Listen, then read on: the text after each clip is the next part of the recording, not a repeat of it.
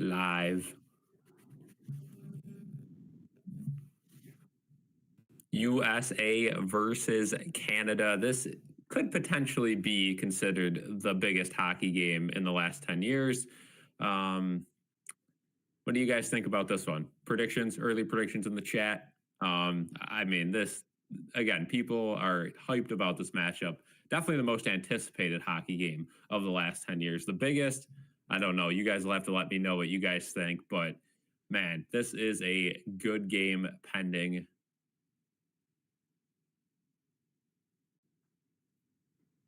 We have, again, these two teams have already played. The United States have beaten them before, but Team Canada is definitely going to come with a little more firepower than that first one. They know what to expect. They know the physicality that United States team is going to bring now. So they're just doing their predictions on the panel now, still a ways away from puck drop, but yeah, it's going to be a very interesting game. Again, this game is in Boston, unlike the first meeting in Montreal. So the USA crowd will be definitely a factor in this game, much like the Canadian crowd was a factor in that first game. Some people could say that Canadian crowd actually helped the United States, giving them a little more firepower and a little more anticipation for the game. But yeah, I'm excited about this one. Again, this is quite a big game. There was some news early before the game. Morrissey for Team Canada is out with an illness, so Harley will, the Syracuse native, will slot into the lineup for Team Canada. Again, a dual citizenship situation there. And then we have a couple switches with Team USA, but nothing too major. Unfortunately for Sabres fans in here, Tage Thompson will not be playing tonight. They did call him in just in case, but nobody was injured for Team USA. So that's just kind of the one kind of gripe I have with this tournament is it's supposed to be best on best, but then we have all these roster rules where Quinn Hughes was supposed to be playing and he's ready to play, but he can't play. I don't understand that. Keep in mind, Cal McCarr did not play in the first matchup between the United States and Canada. But yeah, the roster rules are an absolute joke. And it's, it is unfortunate, right? Because they keep saying best on best. But we have this tournament where it's not best on best. And you have certain players there who are better than Trocheck for the United States, better than Chris Kreider sitting at home because of the roster rules. And they had the deadline, they had to get the rosters in. So hopefully they can fix all of this by the Olympics next year. And we can see a little bit more of best on best hockey, although this is pretty darn close, right? This isn't Sochi Olympics or whatever, where we got, Brian Giunta centering the top line for Team USA. This is an actual best on best thing. So I'm not too worried about it. It just kind of stinks that, there's some players I'd like to see on this United States team that aren't there. And instead we have some some decent guys, but not the best of the best here. Have a bad feeling Canadian fans will boo the anthem tonight. Yeah, again, it's in Boston, so I don't think there's going to be too much of a effect on the anthem. I'll definitely let you guys know when the anthems are going on, if we have any booing one way or the other. Maybe the American fans flip the script and boo the Canadian one. Maybe it's silent for that one. I think if I had to guess, I think the United States ones get sung along to, and the Canadian one it's pretty silent for. I don't think they're going to be booing it. But let me know what you guys think of the chat. What do you guys think the anthems are going to be like tonight? Because I think that's good. That's one of the biggest things too with this game is if the American fans start booing the Canadian anthem, that's probably just going to do the reverse thing it did the first time around.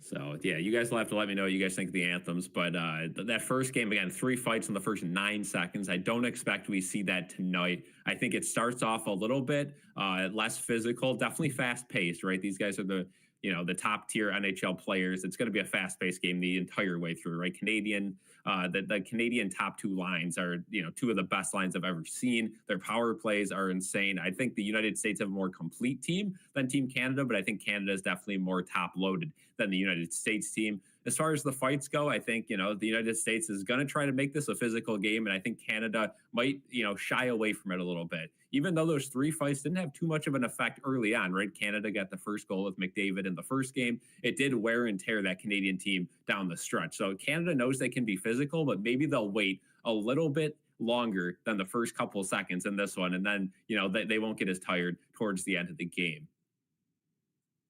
If you guys are new here, be sure to leave a like on the stream and subscribe. We do streams like this all the time. Again, this is going to be an absolute classic game. Cannot wait for this one. Vote in the poll. We got who's going to win. We got 10 votes so far.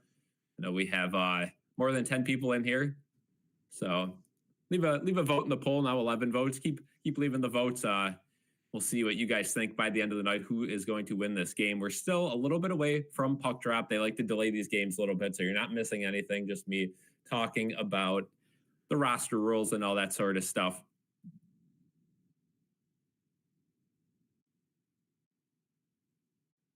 And again, if I had to make a prediction, I think the United States win again. I think that first game was pretty indicative of how these two teams match up. I think the goaltending is the main difference, right? I think Binnington, he is a solid goaltender for Canada, but just not one of the best. And again, Halibut has just been so rock solid for this American team, and honestly, the entire season in Winnipeg. I got to give the goaltending advantage to the United States. Defense is, I would give that to Canada, but I think it's closer in the other two spots. Whereas you look at the goaltending situation, that's just a killer for Canada. Yeah, Chris Kreider slotting in for Kyle Connor. That is a shocker for sure. I don't know the specifics on that, but Chris Kreider, one of those guys that a lot of people complained about shouldn't be there. Again, Tage Thompson would have been probably a better fit, but Chris Kreider does have a goal in this tournament. He did play that last game and scored the first goal of that game. Just a couple seconds into that one. So he is ready to go. And, as bad of a season as he's having with the Rangers, he's still a legitimate goal scorer, and he's been doing it his entire career, more so as of late. So we'll see if he can contribute for the United States, again, playing a much better team than Finland. But that'll certainly be something to watch as the night progresses.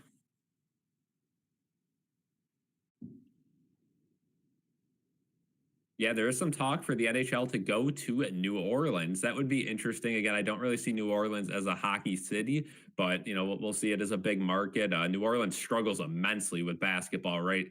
New Orleans is always struggling with attendance. With the Pelicans, the Saints have had some attendance issues in recent times. Again, when they had Drew Brees, that was never an issue, but yeah, they did get some snow, so maybe that's what drew their attention. If I was the NHL, I'd avoid New Orleans. Honestly, I think there's better hockey cities. You might make some quick money off of it, but I don't think it's worth it in the long run. I think you're just going to have a New Orleans Pelicans situation where the team's going to be kind of stinky and the crowd's just not going to show up. It's a touristy city too, so it works with Vegas, but I don't know. I don't see it working. Yeah, they really should bring an NHL team to Buffalo. That would be nice. Would be nice. So we're still just a little bit away. Keep in mind here. We do have a poll in the chat. 15 votes so far. Let's take a look at those percentages real quick. We have USA at 53%. So it's 50-50. And I'd agree with that. I think this game could go either way, right? We really don't know what to expect. Like I said, the goaltending is going to be a big factor, but say Halibut lets in a few softies early on. Can the United States, kind of put their foot on the pedal and bounce back? We saw it in game one between these two teams where they bounced back, but if they go down by more than one goal, I don't know if they're going to be able to. Yep, no Josh Morrissey, which is big. Again, the Syracuse native Harley has to suit up for Team Canada.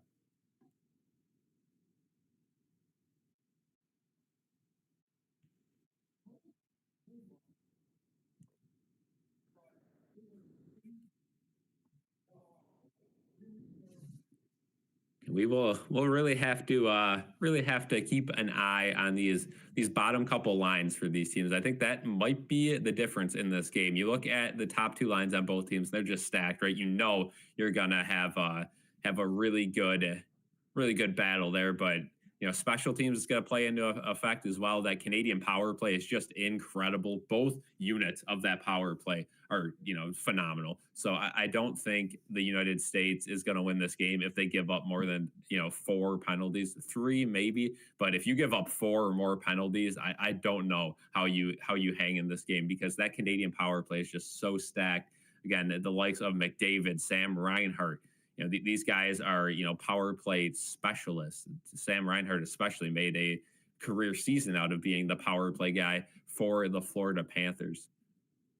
And of course, Cal McCarr back on the back end of that, which the United States didn't see in that first matchup. You look at the United States team, though, too. They do have a decent power play. It's not as good, I would say, not as good as the Canadian one, but guys like Jack Eichel, Chris Kreider, you can slide onto that power play. I think that's something he certainly brings. Probably not the guy I'd choose to play tonight, but he is playing. So put him on that power play. He was a power play merchant for the Rangers in his career year. So maybe you could slot him, kind of alongside the net, maybe in the bumper position. And, that's where he does his best work. Again, no Charlie McAvoy today for Team United States as well. He had an infection that occurred after an injury on a cross-check earlier in the tournament. So he's out tonight, which sucks for Team USA. But again, there was some chatter. Maybe Quinn Hughes was going to make it, but that did not end up happening. We now have 17 votes in the poll. It is 59% the United States. So a couple more people came in and voted for the USA. Again, I am thinking the United States is going to win this one as well. But this is a massive game. I mean, politics aside, the rivalry has been a thing forever, right? This is the big rivalry in hockey nowadays, right? Especially with Russia kind of out of the mix due to some political events. So you have the Canadian and the United States teams that are just always going to be 1 and 2 now. And these two teams have, such a historic rivalry. And Canada is known for hockey, right? Baseball has football. Baseball has basketball. Or, the United States has baseball. The United States has basketball. The United States has football. But what they don't have is they don't have hockey. That's always kind of been the thing, right? Canada's the hockey place. Canada's the hockey origin story. Not anymore, right? The United States, they've caught up, and they've shown this tournament that they are the 1A or 1B, right? It's no longer a clear-cut 1-2, where as back in the day, even when Ryan Miller was the goalie for that Olympic team, and you had Patrick Kane out there, it didn't matter, right? That Canadian team was just so good. You knew Canada was going to steamroll it.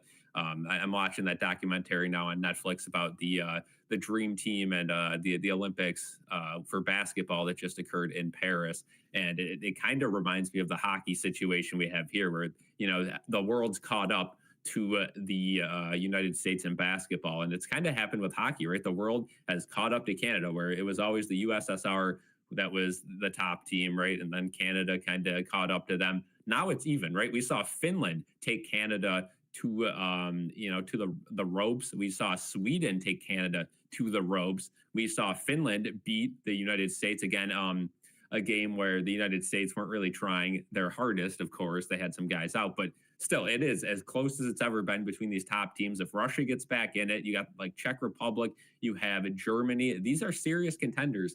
So I'm going to be very excited about the Olympics, and the next time they do this nations tournament, it's not going to be 4 nations. It's going to be more than that. And I'm certainly excited for that. This is again a very anticipated game. Many players have said this is bigger than a Game 7 of the Stanley Cup Finals. Viewership wise, it might be, right. This, you're a fan of a team, but you're not a fan of the United States or Canada. You're a citizen, right? So it's a little bit different, and this is getting non-hockey fans involved too. Anyone that has any nationality, any nationalism, they are fully on board with this game, especially with all the stuff going on in the world right now. And it's the perfect time for a United States-Canada final game. This is perfect for the NHL, perfect for the sport of hockey. I know they didn't really have control on what time this happened, but it could not have fallen at a better timeline in United States politics, because this is it's getting everyone talking. Non-hockey fans, non-sports fans are going to be tuned into this game because of the political aspects of it. Winner tonight wins the Kendrick Drake beef. Yeah, it's huge, right? You have everyone talking about this game. There is nobody that's skipping this game to go watch, a regular season basketball game or college basketball or, a movie or a TV show that just came out. They're tuning into hockey, and that's one of the biggest things to grow the game. You compare it to basketball. I've seen a lot of chatter on X and on social media.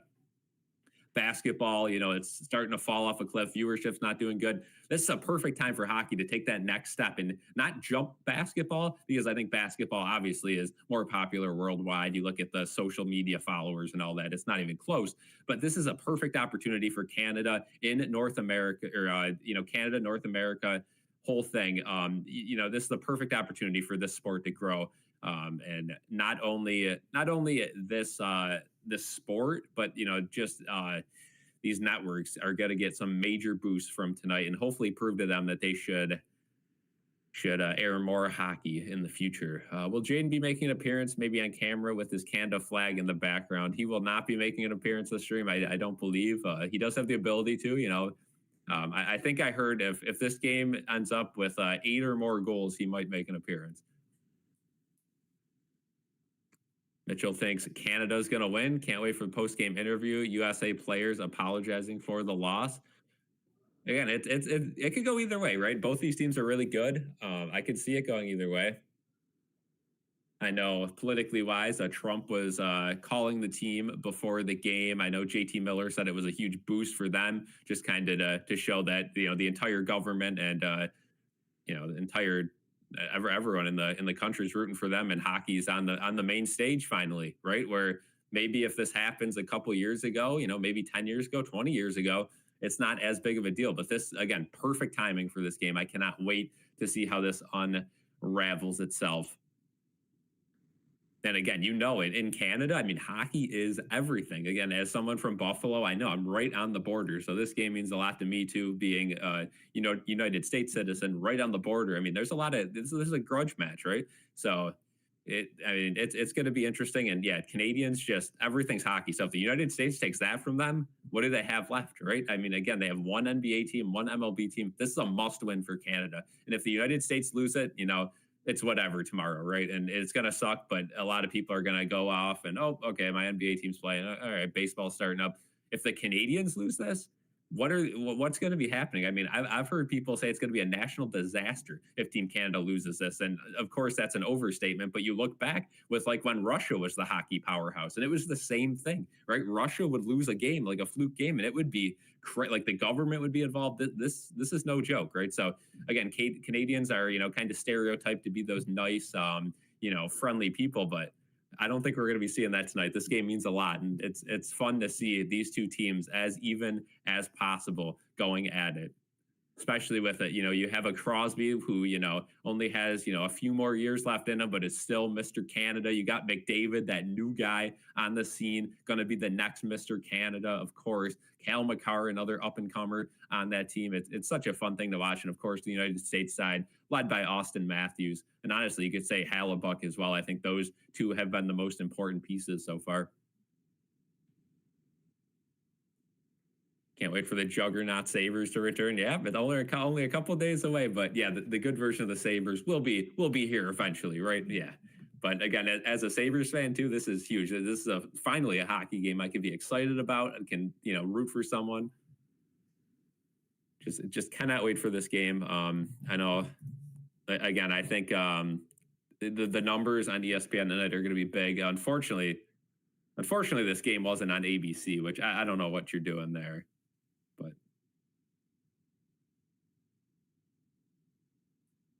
so they're doing the little ceremony now before the game where they're calling out. Rizzaroni's coming out there, of course, one of the members of that Miracle on Ice team with a Gaudreau jersey on, a great sign there. It will be a devastating loss to the Canadians if Canada loses this. I mean, this is a huge game. And Gretzky is out in center ice as well. And I mean, you look at a game like this, right? And this was supposed to be a fun little tournament, right? But it happens to fall in the perfect timeline to have hockey blow up. And again, this game's being talked about all over the world, especially in North America. But man, the result of this game means a lot. And a lot of these players saying it means every bit as much as a Stanley Cup playoff game. So they're announcing the players now, the starting lineups on the ice. Matthew Tkachuk, Brock Faber, Jacob Slavin, the first three they announced for Team USA. Now, Brady Tkachuk.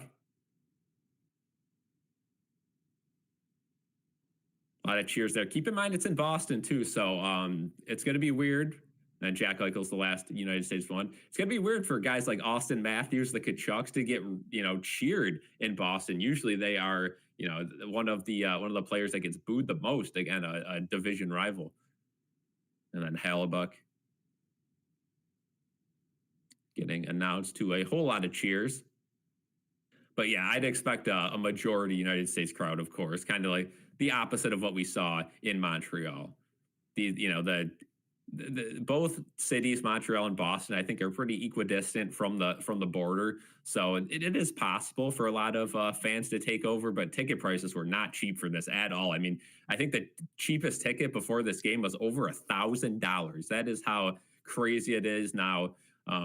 Tickets for even that game, that last United States game, that meant absolutely nothing to either team. Meant a lot. So yeah. Again, it's not like you had any Sweden fans at that game. It was all United States fans at that last game, and it meant nothing. Tons of pressure on Binnington's shoulders. Yeah, 100%. Right. He has got to be great, and that's the advantage with the United States is they have a better goaltender, but they're going against better forwards, I'd say, in my opinion. So it balances out, right? You got to hope if you're Canada, you don't let any soft goals in, and you probably win this game. But will they not allow any soft goals?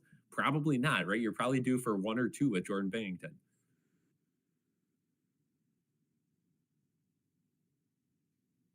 And Hallebuck, I mean, he's right in the same situation, right? You can't let any soft goals in. So now we're getting the national anthems going. So I'll crank up the volume here and see if we get any jeers, any cheers. So obviously starting off with the Canadian national anthem.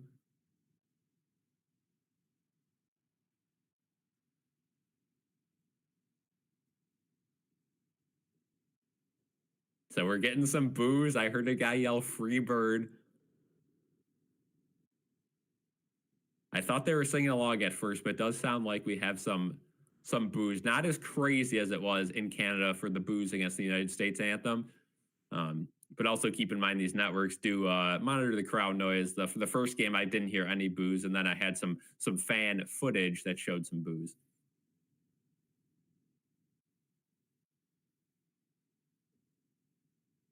There are Canadian fans singing along too. That definitely add to the noise. So I think the boos are pretty much done. There's just some light singing now, which is good. Of course, you don't want these boos, right? Again, if you guys are new here, be sure to vote in the poll, leave a like, and subscribe. Brutal rendition of the Canadian anthem. Yeah, very interesting what they've done. This whole tournament, the anthems have been kind of butchered, which has been interesting.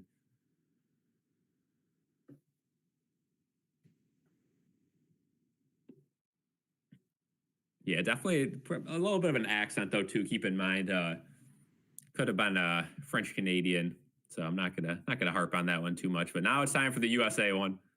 USA chants taking over here as they switch anthem singers.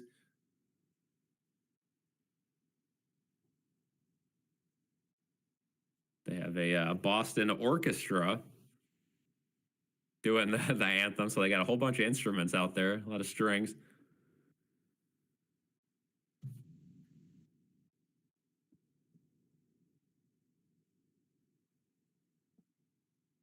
Let's see here. And the crowd is singing along. So yeah, this is what we wanted to see, of course.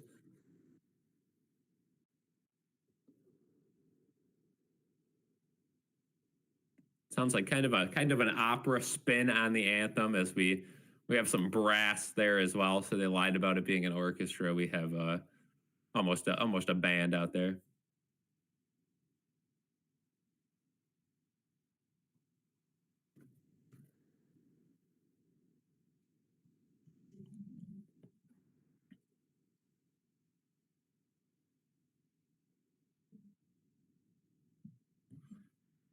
Yeah, I mean, personally, if I was in charge of this, I would have definitely had the crowd sing the anthem and had no singer. I feel like that would have been a good message, but you could definitely hear the crowd in it as well. You have those light up necklaces going crazy, red, white, and blue in the crowd, which they've been doing the entire tournament. I thought it was a nice touch. You can see the fireflies in the crowd. It looks good. Well, we're wrapping up the anthems. We do have a donation goal today. We just have one donation as the goal. If we get one, we will keep bumping that up. But if we could just hit that first level, that would be nice. Be sure to leave a like on the stream as well. Subscribe and vote in the poll. We're up to 25 votes in the poll, and it is it's a nail biter. If you guys haven't voted, get your votes in. Again, this thing will be open all game too. 52% to 48% Team USA. So we are really on the fence for this one. Up to 8 likes on the stream. Come on, guys, keep liking the stream. We got to get that at least up to 10 before this game starts. And be sure to subscribe. Up 1 subscriber on the day. Let's keep it going. Anthems are over, and they will turn on the lights, and we will check out our starting goaltenders. But they do have to roll up that mat for that entire band that was out there, so that'll take a little bit longer than just the single one for the singer.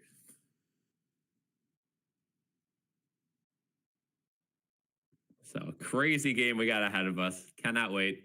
It is going to be a classic. Happy to be on the call for you guys.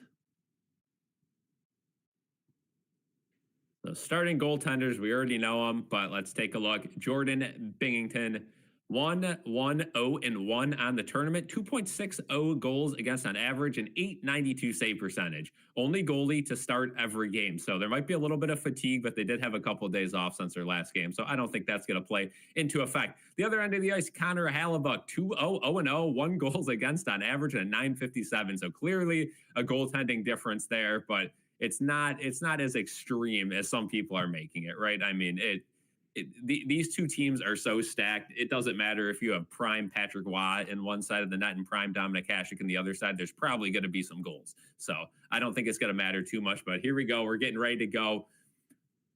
Be sure to vote in that poll. Let me know in the chat who you guys think is going to win. Coyotes rooting for Canada.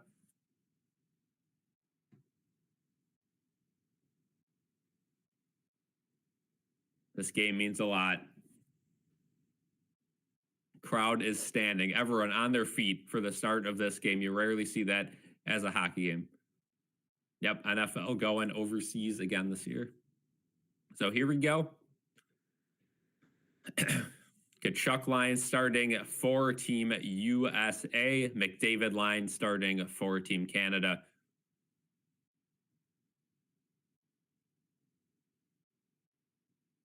Chris Rooney, the lead referee for this game, if that means anything to you guys. No Wes McCauley. I know that's kind of what everyone cares about, right? Is it Wes McCauley? Is it not Wes McCauley? We can move on, right? But here we go. They're still skating around. We're getting ready again. That mat took a little bit longer to roll up. No jelly roll performing the anthem like in games prior to this tournament, unfortunately. But here we go. USA chants pounding from the crowd.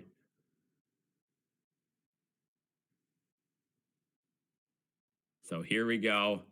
It's about time to get started. Be sure to vote in that poll. Up to 28 votes. Let's get that thing up to 30 votes. You can feel the energy in that. Yeah, they're scraping the ice up a little bit where that mat was. So probably not a good idea to have a bunch of people on the ice before the game started. A little bit of a delayed start here. Don't want to harp on this issue too much, but I knew bringing a bunch of people out there with heavier instruments was not a good idea on ice, and it looks like they're still tending to the ice here. But Elijah thinks the USA is going to steamroll Canada. We'll see. I think it's going to be close, but I do have the United States winning. We're up to 30 votes, so let's take a look. Has it swung? No, it has not. Still 53 to 47% in favor of the United States. Keep that poll going throughout the night. So now we're finally leaning in. Jack Eichel versus McDavid. Number 1 and number 2 in their draft classes. And McDavid wins the draw back to Taves, and we are underway. He'll slap it in the United States end. Slavin gets it up, and we already have a whistle for a batted with a high stick by Tkachuk, so we will have another face-off going on. Keep that poll going. Leave a like and subscribe if you guys are new. We also have that one donation goal as we are 8 seconds into this game. We already have the first whistle. So back to center ice. McDavid, Eichel again. Let's do this thing again. McDavid wins it again to Taves again. He'll wrap it around. A repeat of the first 8 seconds. Slavin now plays it back the other way. Canada keeps it in the end this time, though. Back to the point around the net. McDavid cycling. His pass goes awry.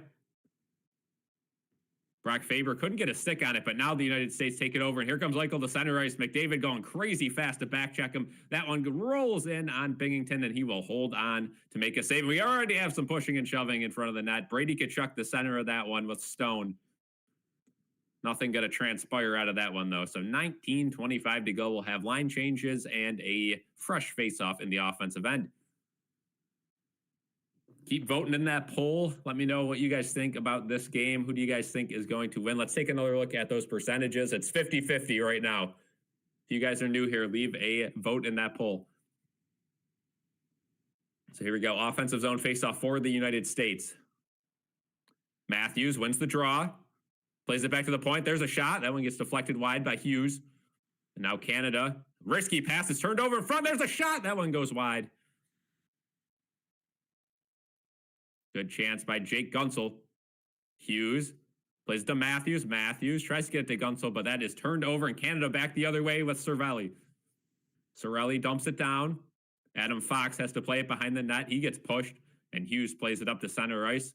His pass to Matthews gets pumped right back to him, and here comes the United States with a speed cross, crease pass over to Hughes. Nice drop pass. Matthews wide open look. That one saved. Good save there. Hughes got dumped in the corner. He got up and got a touch on it. Played back behind the net. Matthews getting interfered with a little bit there behind the net. No call, and Canada is able to clear. So United States coming out with a ton of speed to start this one. But McDavid certainly looks good for Canada to start as well. There's a nice outlet pass, but that one slips around, and Drew Doughty will play it for Canada up and to center ice. McKinnon plays it in. Now the United States have a little bit of momentum. They will start going forward here.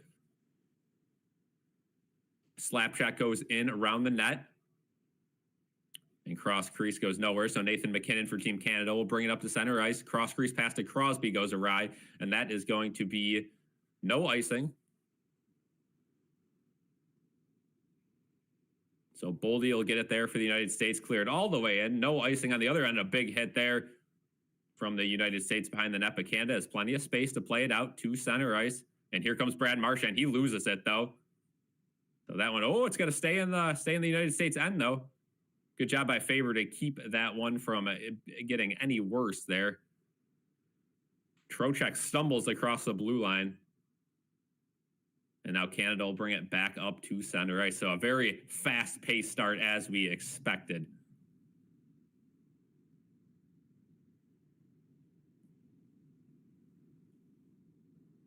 There's a good hit by Brady Tkachuk, Matthew Tkachuk, and Jack Eichel back out there for the United States, but that means the Canadian first line's going back out there as well. Sam Bennett takes a shot on net. That one hits a pad and goes wide. Fox grabbing at it. Tkachuk plays it up, and that one's going to roll all the way down the ice. No icing, though, not enough on it, so Eichel will chase back. And there's Harley with the puck now again. He wasn't expecting to play, but he will be here today as Morrissey is not in. Here comes Hagel. Cross-crease pass. There's a shot. Right off the glove, I think, of Hallebuck into the corner. So nice chance there by Team Canada. They will keep it in, though. There's another shot that goes off a pad into the corner. Matthews will be all over that one. And here come the United States back 2-on-2. 3-on-3. Now Jake Gunsel slows it down. Cross-crease pass. Takes a shot. What a save by Binnington. Nice pad save there. And the Team Canada comes back the other way. Parenko 2-on-1. Parenko takes a shot. That one goes wide as well. Jake Sanderson gets a piece of that one. Good defense there. Gunsel gets a piece of that one, so no icing back the other way as Braden Point and Team Canada will bring it up. Nice drop pass there. But that one misses, and we'll have an icing. So puck going all the way back into the Canadian end. with 16:01 to go. Keep voting in that poll right now. It is 53% Team Canada. So Canada has taken over after this start. Let's get some more likes on the stream as well. And please subscribe if you guys are new. We also have that donation goal.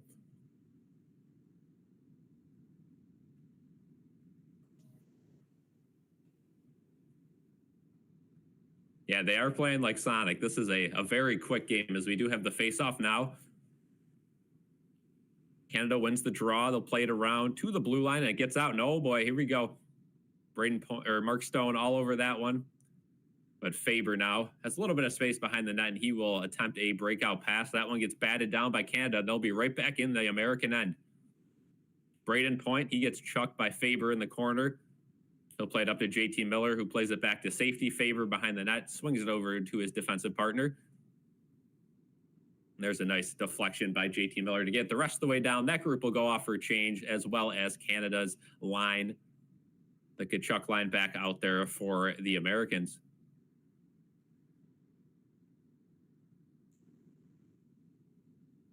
Harley at the point to McKinnon. McKinnon, his shot goes in, they score! Nathan McKinnon from the point, a screen shot puts Canada up 1-0.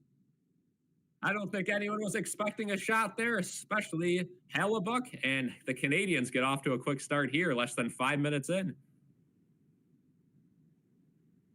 Taking another look at that one here at the point, McKinnon just cycles it. They let him go right through the middle, and again, that just can't go in, but a screen shot there. Crosby in front of the net, as well as Sam Reinhart. And yeah, McKinnon's shot just goes right through. I don't think it touched anyone. Nope. Wow. Looked very similar to his last goal in this tournament. Just a flubber from the middle of the ice there. So starting off like we did last game between these two teams, Canada up 1-0. United States win the faceoff. They'll bring it back. Here comes Gensel. Gensel, nice cross-crease pass, but just couldn't find Matthew's stick. And now Canada brings it up with some speed again.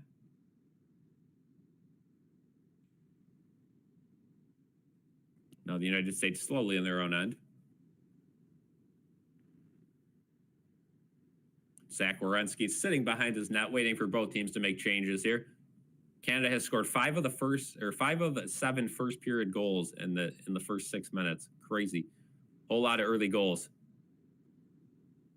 So United States failed zone attempt will result in them just dumping it down now. Into the quarter, Brad Marchand gets popped from the point, and whew, Sam Bennett delivers a nice hit there as well. Sam Bennett doesn't want to touch up, and now he will because it was played with a high stick. So we'll have a whistle here with 14-12 to go in the first. Keep leaving votes in that poll. Also leave a like if you guys are new and subscribe. Up to 9 likes now, so we're getting there. We're getting there. Also, we have that donation goal of 1. Again, all it's got to be is 99 cents. We'll complete that goal early on in the night. But yeah, nice screenshot there for Canada's first goal. United States have to dial in here. Shots are 4-3. Pretty even game so far, but that goal certainly differentiates it. Larkin tossed from the faceoff, so JT Miller will step in. Doughty off the faceoff. He'll play it all the way in to the American end. No icing.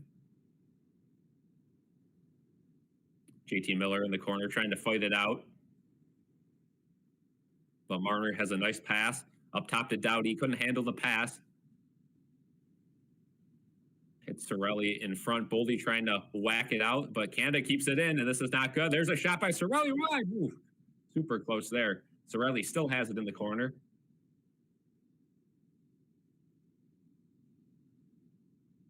And if it hitting Cirelli along the boards, but Canada's keeping that possession. Now Boldy finally gets it, and the United States will get it up to center ice and all the way down the ice so they can get a change. No icing here. Harley almost tripping over himself. Eichel putting on the pressure, but he does get it out to the blue line and all the way in. Now pops right back out to Brady Tkachuk. Brady Tkachuk's pass goes nowhere, and Canada takes back over in their own end.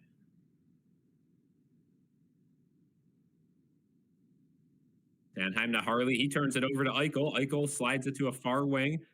It's held in by Matthew Tkachuk. Matthew Tkachuk gets beat by Crosby for the puck, and Crosby's able to muscle it the rest of the way out. Slavin up top as both teams make changes now. Puck is in the United States end. Faber plays up to Jake Gunsel. He has a little bit of space along the wing here. He's going to take a shot. That one right on and held by Binghamton with 12:38 to go in the first period. As we head to commercial here. So, whew, a very, very, very fun start for both of these teams. Canada getting the goal, but we're still very much early on in this one. What do you guys think of this start so far? Is this about what you expected? I mean, this is peak hockey right now. Remember, guys, to leave a like and subscribe.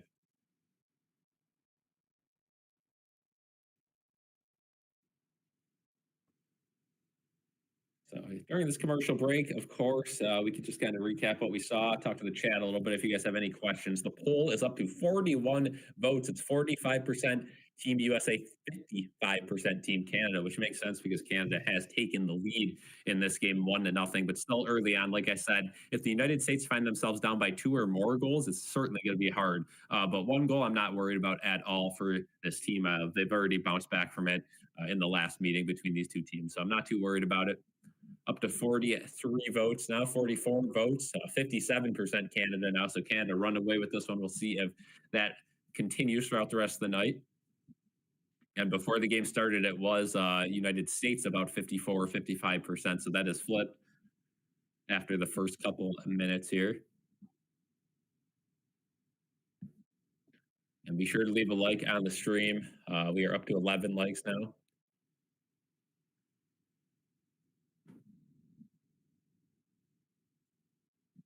But during a commercial break here, with 12:38 to go in the first period, I think Bennington he's looked good, right? That's definitely the biggest concern for Team Canada fans. And I think he's looked confident so far. Right? He's not messing around with the puck. You know, these shots are going right on. Where Hallebuck's letting in a few more rebounds, and the goal, of course, being the big kicker. So we'll see how much. Again, it really angers me that the United States have guys like Chris Kreider, Brock Nelson on this team because they're not playing at all, and it's just an absolute waste. So they have to figure out how to change these stupid roster rules in the future. But they got to start using their physicality. In Canada, you know, they're definitely making a good use out of their stacked first 2 lines. Yeah, McKinnon and McDavid, your 2 leading forces on your first 2 lines. That's hard to beat.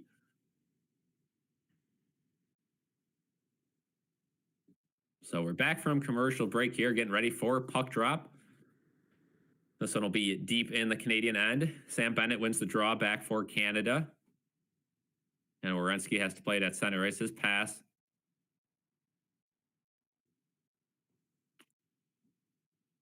Now it goes up to center ice for Matthews. Matthews with some speed. Nice drop pass. Playing it to an open point to Werenski. His couldn't handle it. Would have been a nice chance there, but he flubbed it in the corner. So now there's it's a little bit of a scrum now in Canada. Oh, almost developed a 2-on-1 there, but a nice stick from Werenski to prevent that from happening. That could have been a big one for Canada. So here comes Jack Hughes for the United States. Tried to split 2 Canadian players, but that gets turned over. And oh boy, delayed offsides there. No whistle though. They said it wasn't offside. So United States have a quick chance back the other way. Jake Gunsel tries to play it into space. His shot gets deflected into the corner.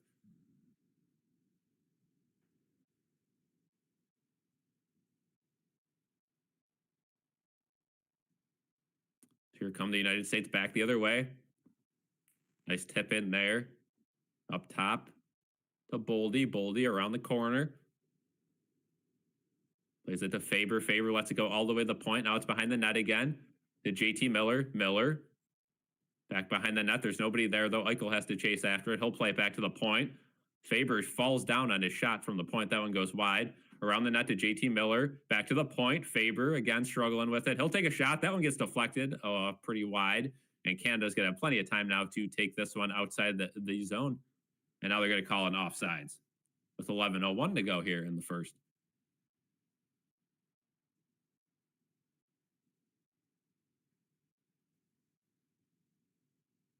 So they had Charlie McAvoy say the lineup before the game. Of course, he's not playing with that shoulder injury.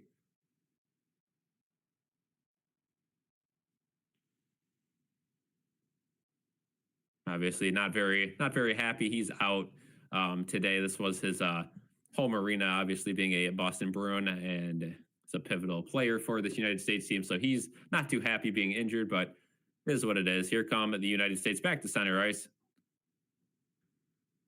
They'll dump it behind the net. Bennington plays it around smoothly. Canada is able to clear the end. Eichel plays it back behind the net. Fox.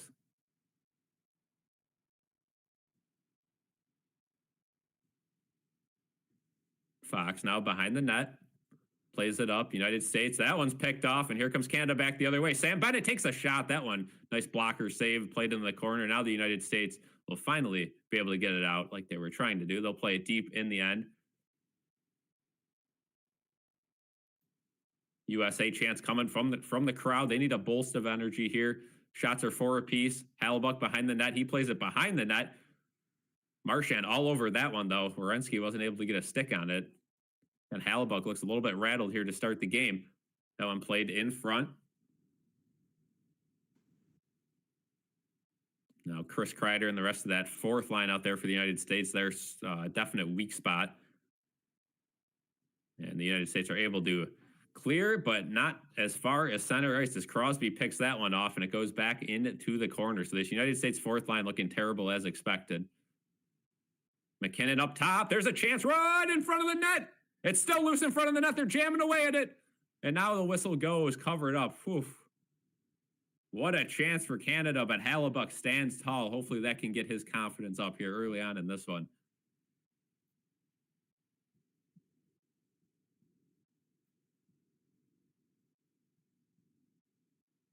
Oof, what a save there. And I think we're headed to commercial again. Bruins bringing back the brown, gold, and white full-time next season. That'll be interesting to see. Of course, the NHL season will return, I believe, on Saturday. That is when games will return, and then we have the push to the playoffs. So Sabres fan, I don't really have to worry about that, but we'll be streaming playoff games on here. Let me know your guys' favorite NHL team in the chat right now during this commercial break. That's what we'll do. We'll do one question, a commercial break. Let me know. Who do you guys root for? No wrong answers there.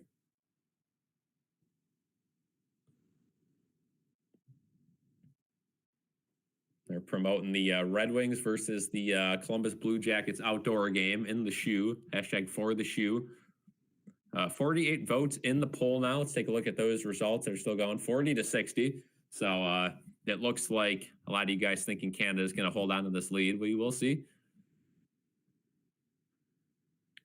Loyal to the crest with the Sabres. Yep, it is. Always on the crest. Loyal to the crest. But we also do have the paper bag next to me.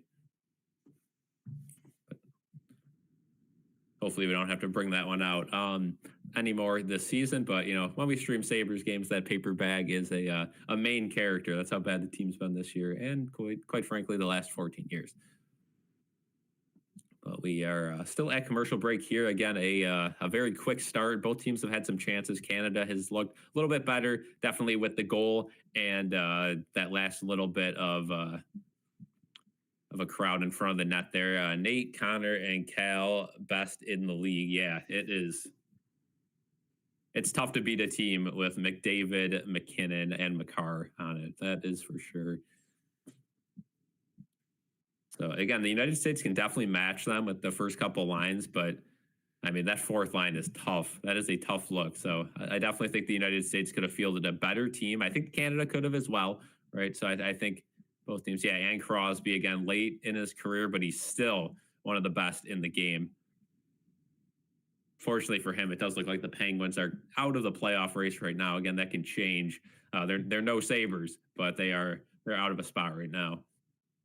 So Ovechkin's getting most of the attention out of those two this year because he is close to breaking the goals record, which I'm sure Wayne Gretzky isn't too pleased about. He's, as much as he says he's okay with it.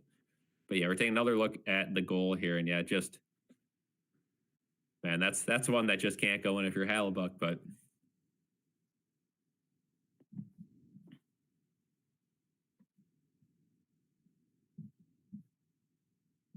so here we go. Back into play here. 9:24 to go. Oh. Looks like they're doing a repair on the glass.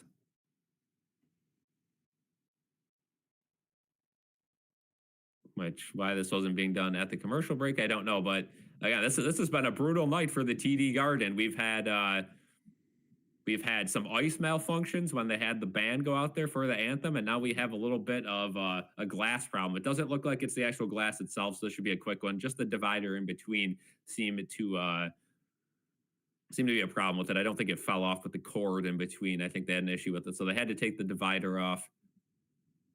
We got to be almost done with this repair by now.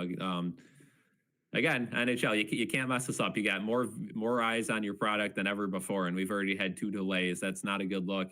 It's like we're doing the Daytona 500 here. All right, now I think the players are starting to skate back into the American end for the faceoff, so it's about time. Up to 50 votes in the poll. Canada winning 60-40 still. 35 people in here. Be sure to leave a like and subscribe if you guys are new. We also have that donation tab open as well. But we have a face-off in the United States end right now. So we're finally ready to get going again after a lengthy delay. Face-off won by Canada. Back to the point for Doughty. His shot gets deflected. Around. Harley behind the net now for Crosby. Back to the point for Doughty. Crosby behind the net. Oh boy, a whole lot of tripping behind the net. No calls. Canada keeps it in with Doughty at the point. This time at the near boards. It's played to the corner, and the United States are able to get it out, and they are going to go for a change. Matthews gets a piece out of that clearance, and now it's batted again, and here come the United States back the other way. A turnover by Jack Hughes, though, and now he goes around the net. There's a wide-open chance. Oh, and Matthews couldn't get a stick on it. The net almost came off with Gensel in the net. What a chance for the United States, but the puck never found a stick.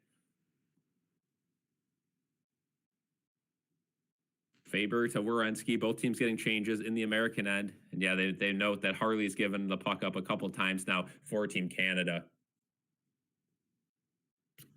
Werenski now behind his own net again. He's been there a lot this game. Here come the United States again, but there's a terrible cross-crease pass that almost went for a breakaway for Canada, but the United States get it right back.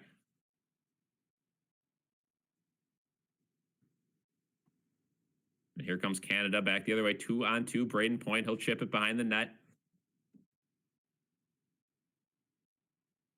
McDavid is out there for Canada as well, so Makar to Taze, back to Point, in between, in the middle. That would have been a nice chance for Makar, but the puck goes away from him, and a 4-on-2 back the other way for the United States, but that one gets stopped at the line, and Canada back the other way, 2-on-2. McDavid and Point. McDavid, he's got to have a look. Gives it over to the corner. There's a shot. That one gets blocked in front. A great block there. Eichel with the block, and nice job by Matthew Tkachuk there at the corner to shut that one down completely. Now they'll be able to get changes, but Canada comes in quick again. Marner, wide open chance. That one goes wide at the point, and here comes the United States back the other way. Dylan Larkin, a little bit of a breakaway. His shot gets saved, and now it's played in front. Oh, wide to the open net. Larkin had a point-blank chance. Couldn't put it in the net, but the United States keep it at the point. That shot gets blocked, and Canada goes back the other way. 3-on-2. Hagel, Cervelli. Sanheim gets in the way of that one, though. Messed it up, and JT Miller now a give and go.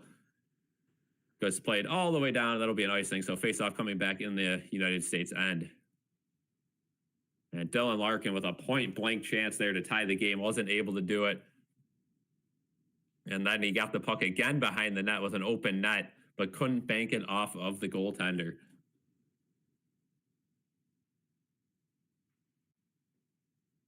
Now Larkin tries to go low blocker. That's Bennington's weakness, but he was ready for it. He knew Larkin scored on him already in the same spot. So Canada wins the draw there. That one back to the point, deflected. Oh, in front of the net. Sam Bennett had a nice look there. But JT Miller gets it, and now he'll play it to a safety. United States take it up the other way. Again, not as physical of a game from the United States as the first one was. So I think that's playing into it a little bit. Canada's able to use their speed a little bit more. And now we got some physicality as I say that in the Canadian end, but the puck goes all the way down to the other end. Sam Bennett's able to keep it in, and he plays it right in front of the net. It's loose again, right in front. Pads down, no whistle. And now the whistle goes in front of the net. The second time today there's been a scrum in front of the United States goal, but no goal there.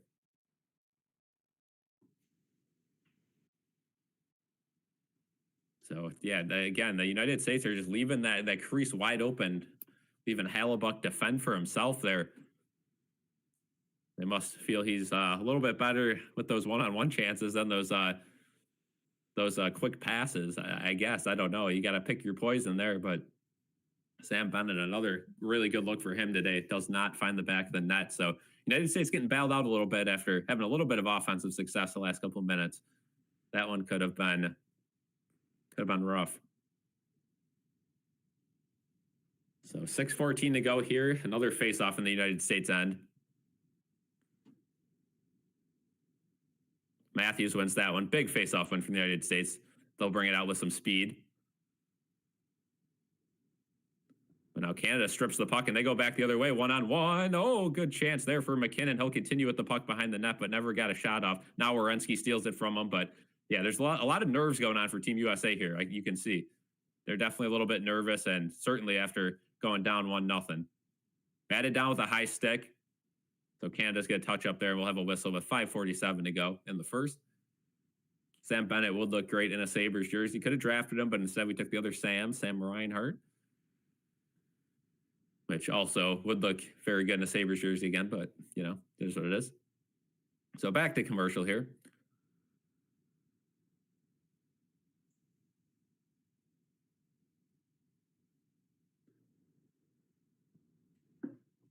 Yeah, it would be interesting if the Sabres had Sam Reinhart, huh? Poll is up to 59% Canada, so it's fluctuating a little bit. Keep voting in that poll. Keep liking the stream. 11 likes. We could definitely do a little bit better than that. And subscribe if you guys are new as well.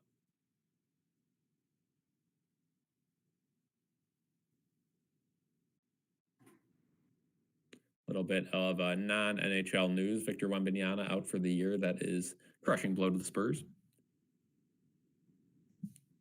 We also have that donation goal as well. If anyone wants to drop a 99 cents to put that out of the way in the chat. But we are at a commercial break here, and it has been a majority Canada so far in this game. I think the United States have been a little less physical, of course, with the McAvoy injury. They're probably feeling they have to play a little more defensive to start, but you just can't get down by 2 goals because I don't know if you're coming back.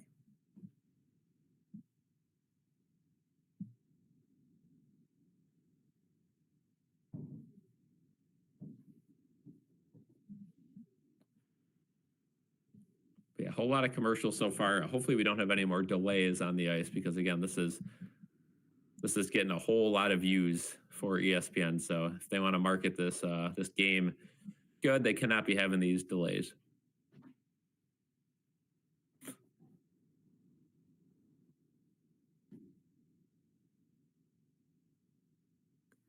Of course, they have this this old commercial that I find hilarious. It has highlights from like Matthews from way back in the day, and it's like Chad Johnson trying to save him and Robin Leonard. It's like, okay. I mean, these are highlights from like 2015, 2016.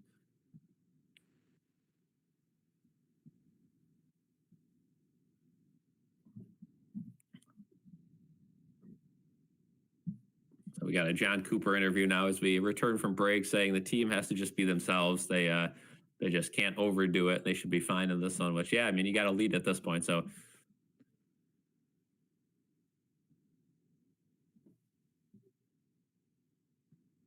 I'm talking about the 50-50 battles as well.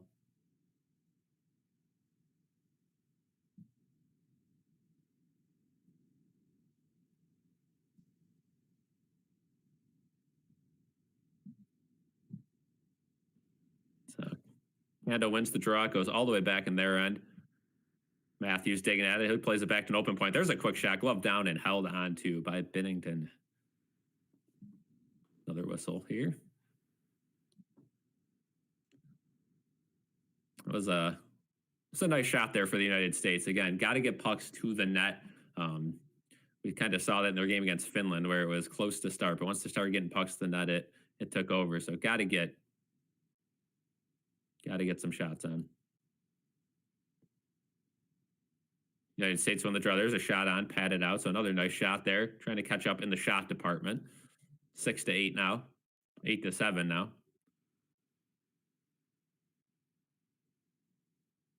Hallebuck has to have a play on that one. Goes to Kachuk. Back to Matthews. So they have switched up the lines for the United States. There's a nice back check. But Reinhart goes down to the ice, and the United States are able to take advantage of him falling down there. Kachuk chased after it. Now the United States keep it in the end. Kachuk, nice quick puck on net, held on to. And we'll have another face-off in the United States end with 5:02 to go here in the first. They're doing their look ahead to the NHL schedule this week. Saturday's nationally televised games, 3 o'clock on ABC, Capitals Penguins, and on NHL Network at 7 o'clock, Hurricane and Maple Leafs.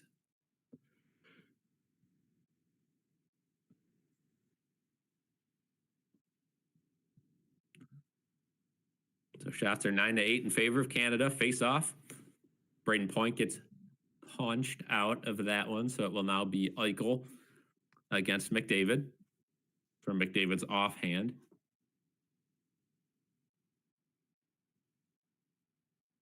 Eichel wins that one, and that one gets batted down to the point. Fox has to really lunge after it to keep it in the zone. Now Gensel can't keep it in, and Canada with some speed, they'll have a 3-on-3, but a nice bat down by Fox to stop that zone entry, but McDavid has to chase back after it, so not what the United States want to see. He'll play it back to Doughty, though. Or to Harley. Harley gets it up to center ice, but that's as far as Harley will get. Plays right back to him.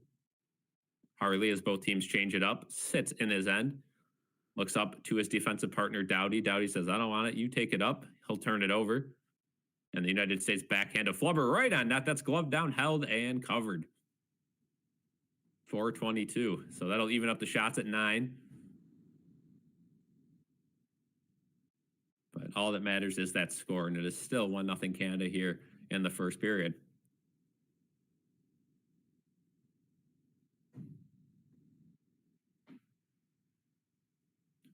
And highlight on Harley. He's only 23 years old, was not expected to play today. Born in Syracuse, but dual citizenship as a Canadian, so he took the opportunity to play with Team Canada. Obviously, why would you not play in this tournament if you're offered? Whew. United States won the faceoff, but couldn't keep it in with Werenski lunging for it, but it gets played all the way back into the U.S. end.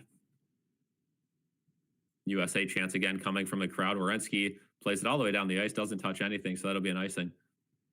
Yeah, Max Crosby would be nice. Myles Garrett would be nice as well. So face-off coming all the way back down in the U.S. end. Yeah, head-to-head and best on best. Canada won the Canada Cup in 91. USA won the 96 World of Hockey. The 2002 and 2010 Olympics go to Canada. Now the 4 nations face off.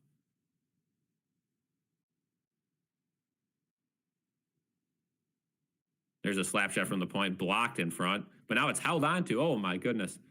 Can't be doing that if you're the United States. Gotta have quick zone outs here, but a bad pass there from Canada. We got a 2-on-2 back the other way. JT Miller leading the way to Boldy. Boldy to the middle. Tried to get it back door to JT Miller, but a nice block there by Nathan McKinnon. He shuts that one down and sends it all the way around, and Hallebuck couldn't handle that one behind the net. So the USA now will have to dump it down the ice. No icing there.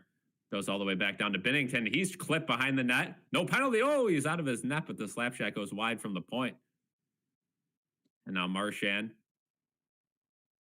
Yeah, and Brad Marchand playing at his home arena,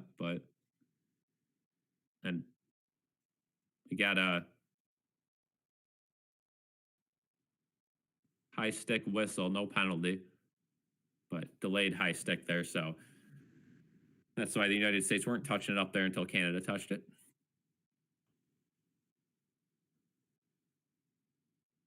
Yeah, Dylan Larkin, the one holding the puck too long in front of the net, and then Yeah, Bennington falls down a little bit behind the net as Nelson took him down there. So face-off comes out to center ice. The United States win it, and they'll slap it into the Canadian end. Wraparound chances. Loose in front of that. They score! Brady Tkachuk, a terrific goal. And the United States tie this one with 3:08 to go in the first. Oh, yeah. Alexa, play Freebird. That is how you do it. Brady Tkachuk, as the puck gets sent in front of the net. Taking another look at this one. Poorly played behind the net. Matthews tips it out in front to Tkachuk. You put a stick on it. I had no idea that it went in the net until a couple seconds after, and did his best rendition of the bird celebration. What's going on, Huckleberry, in the chat?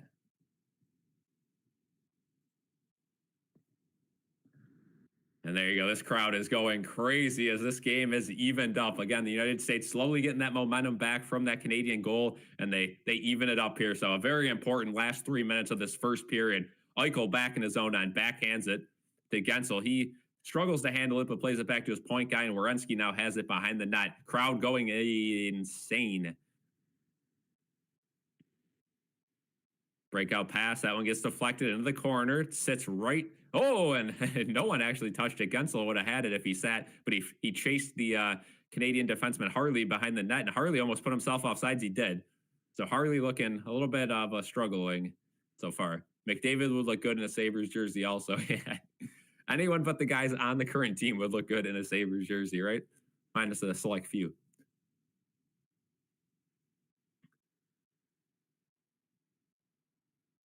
So, yeah, that's the line change they've been doing. Matthews and Eichel have been flipped, and it seems to have worked so far. Whew. And the United States leading the shots now 10-9. Canada wins that faceoff, though, and it gets played immediately deep into the U.S. end, but flipped out. Nice play down there by Canada, though, so they'll be able to bring it up with some speed. Taze gets stripped of the puck. Crosby all over it, and it escapes the zone. Crosby flips it right back in, and that's going to be played to a wide open. Oh, good chance there. I believe that was McKinnon. Nice save. Oh, still loose in front. Oh, my goodness. Canada with a nice chance in front of the net. Jacob Slavin had to get on that one quick. Oh, and a nice turnover there. See how much Faber has left in the tank. It doesn't look like a lot as he turns the puck over. Stone stood up at the line, and here comes Vincent Trocheck with a backhand around the net, playing it to Fox. Fox is deep in. He can't give up the puck here. Wide open slot pass there. Chris Kreider's shot gets blocked, and you couldn't do that if you're Chris Kreider. You got to know your defenseman's out there. You can't take a weak little shot like that, but he gets bailed out. A nice defensive play on the back end from Nelson. Now gets played to an open wing here, and the United States are able to play that outside the zone. This would be a win of a period if the U.S. could get out tied at 1, but they seem to have the momentum right now. Trocheck clears the end, and that horrendous fourth line for Team USA get off the ice. But now you got the McDavid line out there for Canada. 1 minute to go here in the first. McDavid behind the net. Slavin's got to get that out quick, and now he does. So here come the United States with some speed. Brady Tkachuk, the first period hero for the United States. Oh, big hit along the board on Harley, and now it's played, to the point, but he couldn't keep it in. That would have been some nice momentum here. Brady Tkachuk loses his stick, and now that whole line's going to go out for a change. The United States will tip that one in, no icing. 37 seconds to go here in the first. Jake Gensel, a nice hit behind the net on Doughty. And Hughes goes down, and oh boy, here comes Canada back the other way. A great block there, though, by Hughes. Good job recovering there. And Canada almost got caught in the offensive end, but Jake Gensel now will circle it back. 17 seconds to go here. United States are going to wait for one more rush opportunity here in the first period. Shots are 10 apiece.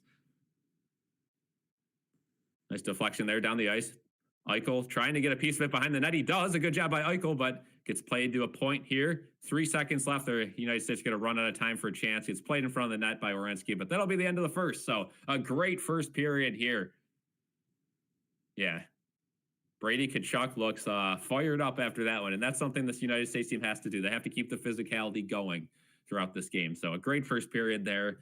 If you're a fan of either team, you got to be super excited. I mean, that was as even as it gets, right? It was all Canada to start, all USA to end, and we get a 1-1 game going into the second. Have I tried Pepsi Vanilla? I think I have. It's solid. It's a solid option. I'm trying to get away from drinking too much sodas, but we'll dabble. So yeah, great first period there. McKinnon scoring early for Team Canada. A repeat goal from his first goal in the tournament. From the middle there, they just kind of let him have too much space, and you can't give McKinnon, a guy with that much talent, that much space, because he's got to pick that corner, especially when the goaltender's screen. But the issue is Canada has so many of those players you could say the same thing about. It's tough to guard all of them at once. Then you get Brady Tkachuk with the line switch. You got Matthews as a center, putting it out in front, and a goal that he didn't even know went in until after the fact. But what a first period. That is what you love to see if you're a hockey fan, and that crowd was electric to end that period. Let me know what you guys thought of that first period in the comments, in the chat. You guys have any changing views after that American goal? Do you think the game's going to go the other way? Do you guys still think Canada is going to win?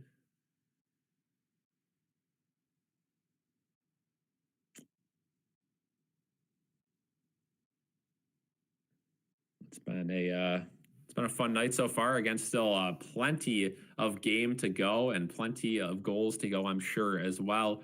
I could only imagine this game going to overtime. That would be insane.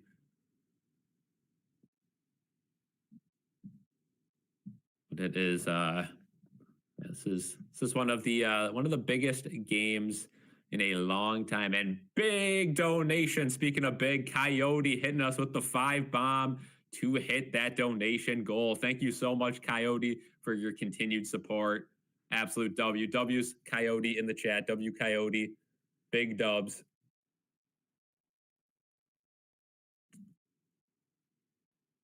You guys are unaware, Coyote actually funded Don's UPL jersey that he still has to this day. So if you guys ever see Don repping the UPL jersey in any streams or videos, be sure to comment W Coyote, because he was the donator on that one.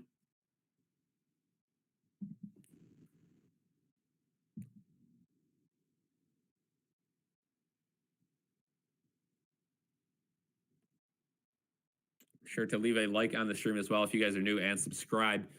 But yeah, very fun stream so far. Thank you guys for joining, and thank you, Coyote, for your continued support.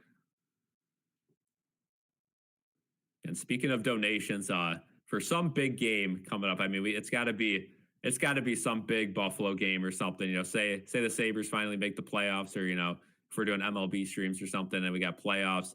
I do want to do a charity donation stream at some point. I feel like this community could put up a good amount. And again, it's even if we're doing 99 cents a piece or something like that, that does add up. So that is something in the works. And if you guys have any recommendations on what charity we should do for that stream, that's in the works. I don't know what event we're going to do that for, but that is definitely in the works. I know there's a way you can link it up with YouTube to send it right to a place. I don't know if that would be beneficial, or if they do still take a cut or not, because if they still take a cut, then I think I'd rather just have it go to us, and then we could send the money over and not do it.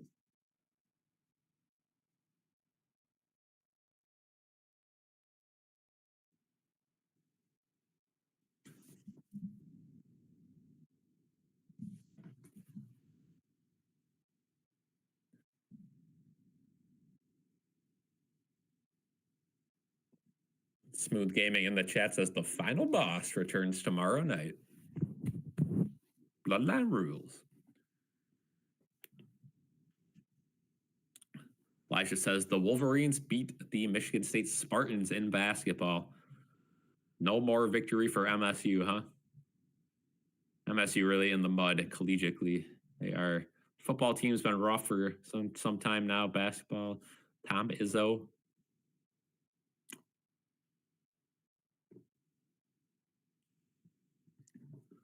So keys to the second period.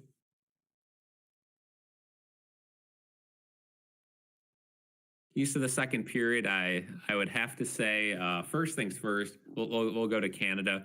Get your stars on the ice, right? More McDavid, more McKinnon. Get the puck to the net. I've liked their game plan so far, right? They have certainly came up with a good game plan to get the puck to the net. Every time they've had the puck around the net, behind the net, they've wrapped it around and created a scrum, right? Two big scrums in front of the net. Hallebuck stood strong on those after giving up on early goal. So if I'm Canada, I'm continuing with that game plan. United States, you got to keep getting shots. We saw early on they were really limited in shots, but they started putting on some shots, right? You had a couple easy shots from the point, but that gains momentum, and those easy shots turned into a goal eventually. So shots and get the puck to the net. Two keys to the second period. Again, those will change for the third period for sure. Let's see here. Again, first intermission, and again, that crowd is rocking at the end of the first, so they'll calm down a little bit. I'm sure we'll have a little bit of a slower crowd. Coyote says, I'd love to see the replay on Brady's hit. He was trying to put the man through the boards. Yeah, it looked like Brady Tkachuk from that first go-around against Canada, where every single hit, he's just lining them up. And I think it was Harley in the corner, if I remember. It was something with an 8.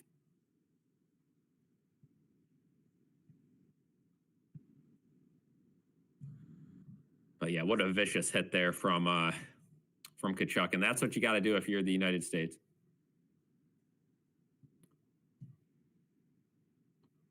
Arizona getting another NHL team in the next 5 years. We'll see about that. I don't know. I'm almost thinking they don't, but we'll see if they can. Again, they do have that little buffer where they're able to do it if they can rally. But I don't know. I don't know if they're gonna. I don't know if that's gonna happen.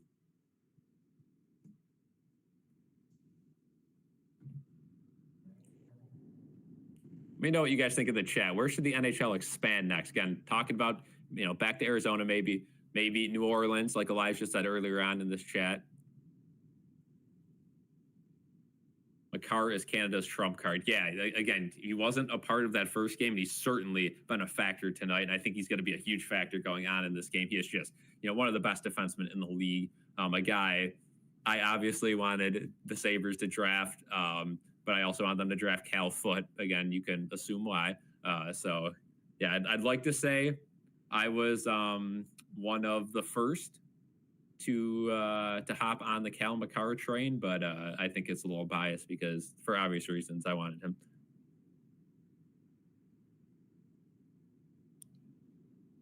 Hey, you guys want to see a SmackDown stream tomorrow? The Rock coming back? Interesting here. Shout out, Con Man.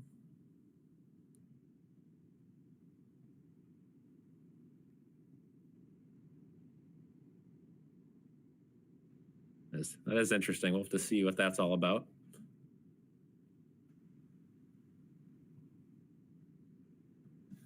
But yeah, we still have plenty of game left to go here. Major League Baseball expansion team to Buffalo. I would love that, but again, I've become quite the Mets fan over my lifetime, so I feel like it'd be tough to kind of switch up and root for another team. So I'm okay with the Bisons being here now. Again, usually try to go to like 1 or 2 games a year. Yeah, Harley, only 23 years old. Definitely an up-and-coming star, but the moment looks a little too bright for him so far, which you can imagine, right? He woke up this morning thinking he was going to be sitting in the press box for this game, watching an awesome game, and all of a sudden, Morrissey's out. He's got to play, and yeah, you can only imagine what he'd be feeling, especially with dual citizenship. It's got to be nerve-wracking for him being from Syracuse, which is in New York. But yeah, he is getting lots of minutes, a ton of playing time with alongside Drew Doughty at times. I don't think we'll ever see Kurt Angle back. He's got some injuries to his neck and back that I don't think he'll be back.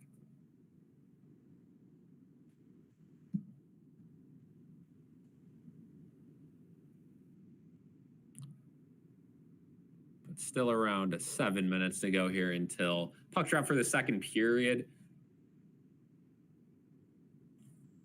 Be interested to see if Canada switches up lines, right? The United States switched up their lines and it resulted in a goal. We'll see if Canada does the same thing.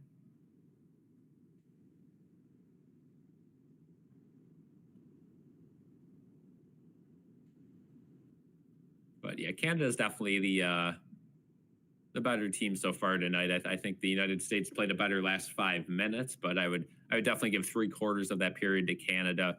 Just the United States starting to get some shots on net. That's what I'm saying. Right, the shots on net are going to be the big thing. Can I watch the game on here? Unfortunately, YouTube has copyright rules, so we can put up some highlights. We'll have some YouTube shorts that will show some highlights, but on here, you'll just be able to hear me commentating what's going on. The actual game is on ESPN. If not, I don't know if any websites have it either.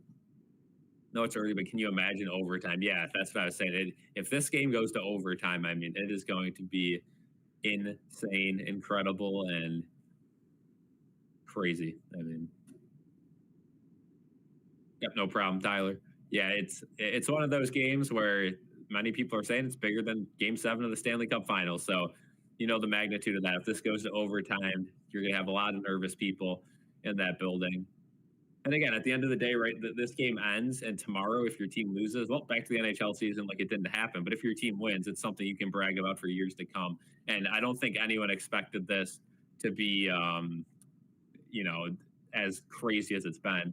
I think the NHL believed this was going to be kind of just a fun little thing to do during the All-Star break, and it's certainly become one of the biggest hockey tournaments in the last 10, 20 years. And of course, you can imagine they haven't done best on best because the Olympics have been so trash because there's been no NHL players there. That this was, you know, kind of a nice surprise that they pulled out, and it could not have gone better for the NHL, and it could not have come at a better time politically. Is the All-Star game done? Yeah, no All-Star game this year. So this just replaces the All-Star game. We'll see what they do next year with the Olympics. I don't know if they'll even bother having an All-Star game or if the Olympic break will just be the All-Star break. And then the year after that, they're going to have another four nations tournament. But instead of four nations, there's going to be more nations. So I'm, you know, kind of calling it the more nations tournament right now until we know exactly how many. Need Russia in this tournament? Yeah, 100%. And I mean, again, I'm not going to get politically at all talking about Russia. All I'm going to say is Russia needs a team for this tournament because there are some players in the league that would stack Team Russia, absolutely stack Team Russia. So, I mean, Russia would be right up there with Sweden, Finland, Canada, and the United States, definitely. Let me know what you guys think in the chat as well. Do you think any other nation should get added besides Russia? Of course, some other European countries, Czech Republic, uh, Germany. Be sure to leave a like on the stream as well and subscribe if you guys are new.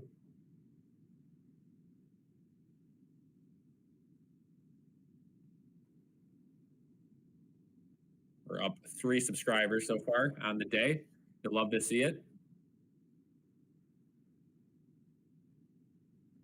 Is this tournament drawing a bunch of hockey newcomers? I've never been a hockey guy, but I sure am now.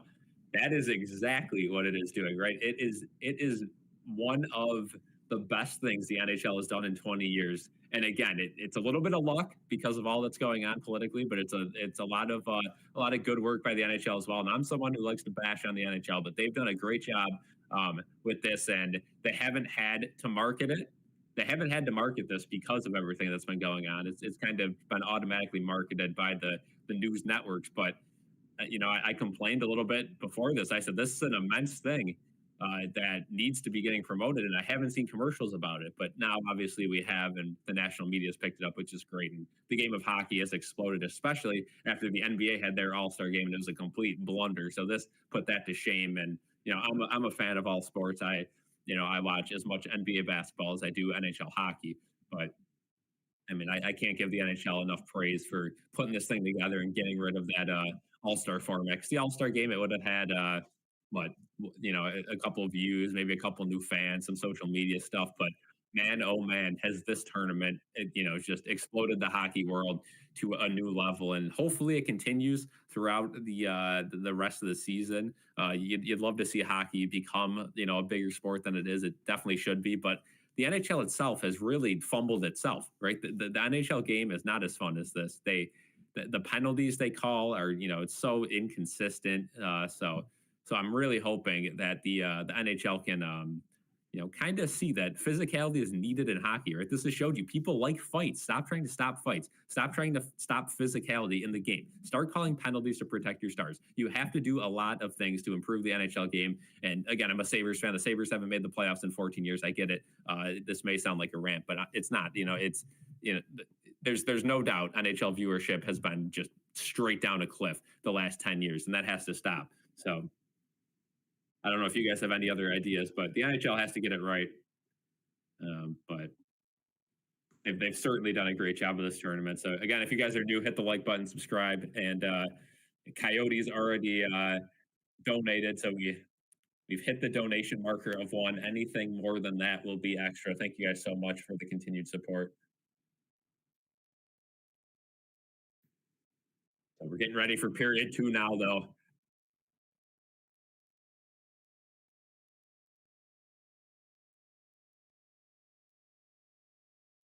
Yeah, I don't think anyone is actually streaming the game.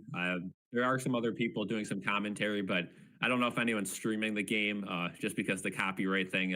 I know I've already got some alerts that some YouTubers I know have got their streams already taken down due to the copyright issue. So the NHL has been all over this one, as you can imagine. Trying to get as many views as possible on the product. They don't want copywriters on YouTube, which you could imagine this is the biggest hockey event in 10 years. So,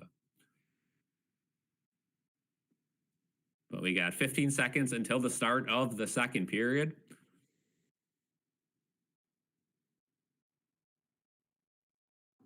I am again. Whatever way this game turns out, I think this was a huge success for the league, but we'll see what happens. If you guys are new here, be sure to subscribe and leave a like. We do hockey streams, basketball streams, anything. So here we go. Kachuk line out there for Team USA. I would assume the McDavid line out there for Team Canada. All right. Here we go. And Canada wins the draw back to their own end here. Hagel and Cervelli. Cervelli now along the boards. Now Hagel swims over. Good pressure for Canada so far. Block shot, though, and here come the United States back the other way with Brady Tkachuk at the red line. He'll slap it the rest of the way in. I think the United States will go off and get some changes. Matthews behind the net, slew foot Binnington. That might be a penalty. It's not going to be. That's the second time Binnington has gone down this game.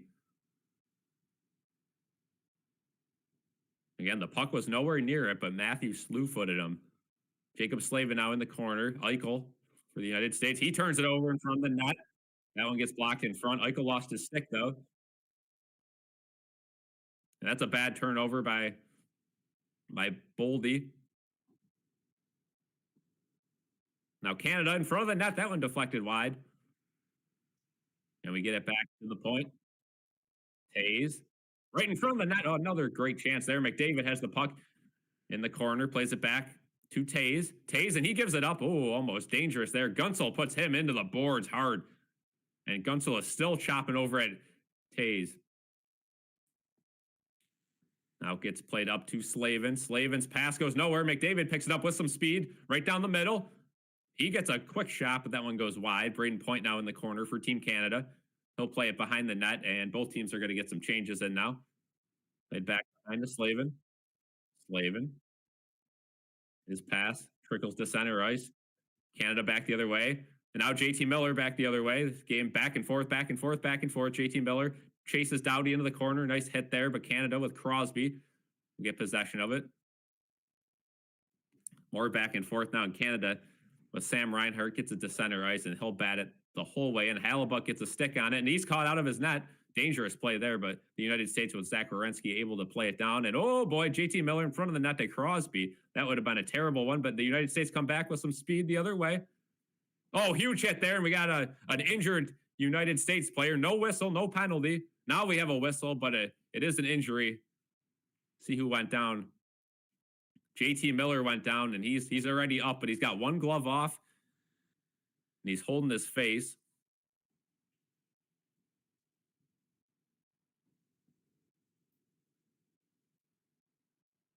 Who will get the first power play? Man, I don't know. It doesn't seem like they're calling power plays. We've had a couple trips, a couple goaltender hits. It doesn't seem like they've called anything. Elias Pettersson did wish upon his failure, huh?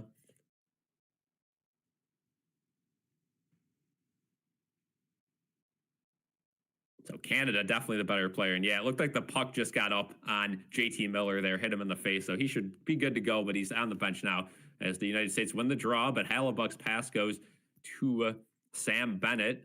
Brad Marchand now behind the net. That one gets played up. And again, I don't think the refs want to become a factor in this game. I think that's why they're trying not to call a penalty unless it's an egregious penalty. Matthews into the corner. Now Kachuk with a little bit of space, plays in front of the net. It's loose, and Binghamton has to hold on to that one. Another flubber towards the net. It looked like it might have been a repeat of that first goal.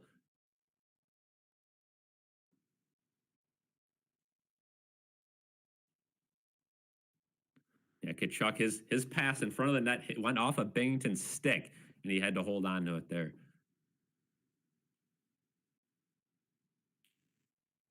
So 17-10 to go here in the second period. Shots are 11-10 in favor of Canada. 51 people in here. Be sure to leave a like, leave a vote in that poll. Let me know who you guys are thinking is going to win this game. It's right now 43 to 57% Canada. Also be sure to sub. Canada wins the draw in their own end. They'll dump it the rest of the way down. No, Werenski gets a piece of it, but immediately hounded in the corner. He's been playing big minutes tonight as Charlie McAvoy is out. Really showing how good of a player he is. Jake Gensel now in the corner. Oh, it pops out in front, but here comes McDavid with that speed. Jack Eichel all over him, though, and forced him to dump it into the corner. Werenski now has to play it back. Puck jumps over his stick, and it's loose in front. Oh, there's Stone. Oh, point blank chance. Good save by Hellebuyck. But the Team Canada now plays it to the point. There's a shot on net, deflected. Oh, it just goes wide. Canada, another great chance. United States have to get it out, and they do. Eichel now with some speed, and he gets stopped at the blue line. Canada brings it right back in. Sanderson tries to backhand it out, and he just gets it out. United States will get half a change. Now they'll complete that change, but Canada brings it back 3-on-2. Nice behind the back pass to the net. Why? There's a shot. That one, a shot that tried to get deflected there, but now the United States have a chance, and they'll backhand it all the way in to complete their change. So Canada will have a little bit of time in their own end. There's Harley with the puck. Harley plays it to the near boards to Doughty. He plays it to the red line. It jumps over everyone's stick. So Faber's going to have a nice play on it, and he does. He gets it to center ice, but not any farther. Canada whips it right back into the zone. Faber has to go grab it again. He'll backhand it around the net to Slavin.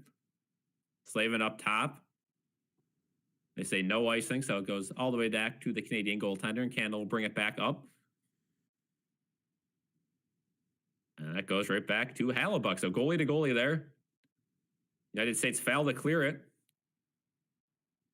But now they will slowly get it out with Jack Hughes. Jack Hughes gets crushed, but JT Miller ends up with the puck. His cross-crease pass is unable to be held onto. Hughes gets crushed again into the boards. He's been abused all tournament long. He's just undersized, but a really good player. There's a shot in front of the net. It's loose in front of the goal. Oh, what a chance. It's still loose. It's still loose. No whistle. Now gets played off to a corner. Canada avoids disaster there, and it's deflected up and out of play. They're going to say it's off the glass, so no delay game penalty. But, man, what a chance for America after Canada has owned the first 5 minutes of this period. We're going to look at Stone's chance in front of the net. A nice glove save there by Hellebuyck. And now, look again, another chance. Points backhand just trickled wide earlier. And now this play by Hughes right in front of the net. Had a chance and a great glove save by Binghamton.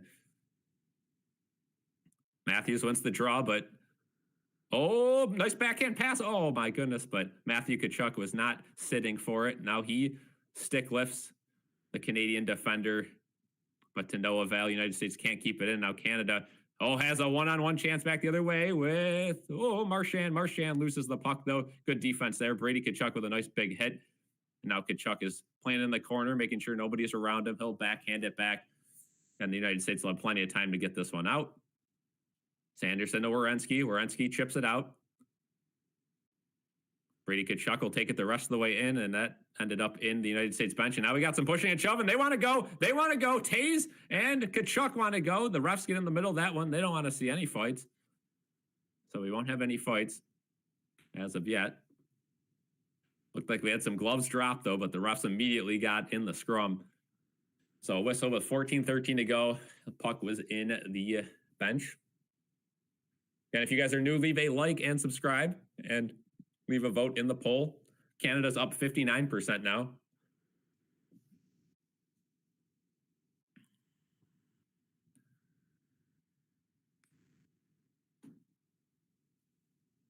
So face off in the, or outside the, let's see where they put it. I think it's deep in the Canadian end. Yep. Deep in the Canadian end. Nice face-off win, but they blew it dead. They said the United States jumped the gun, which I'm sure they're okay with because the puck ended up splitting the defenders anyway.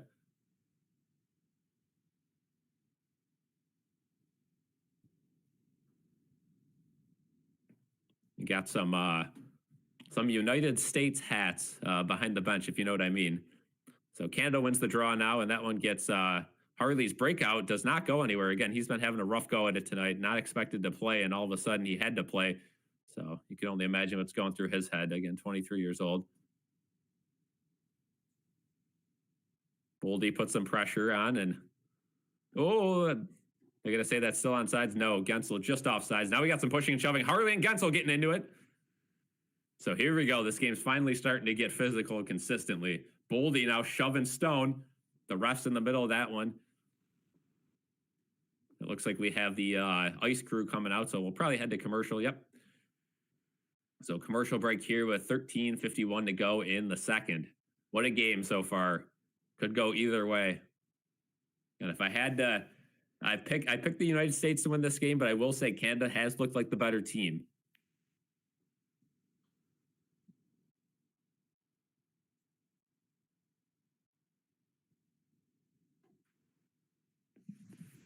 So we are at a commercial break now. Be sure to leave a like on the stream and vote in the poll.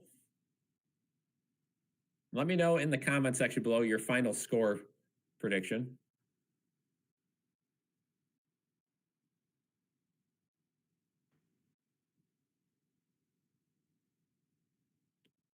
So let me know who you guys think is going to win this one.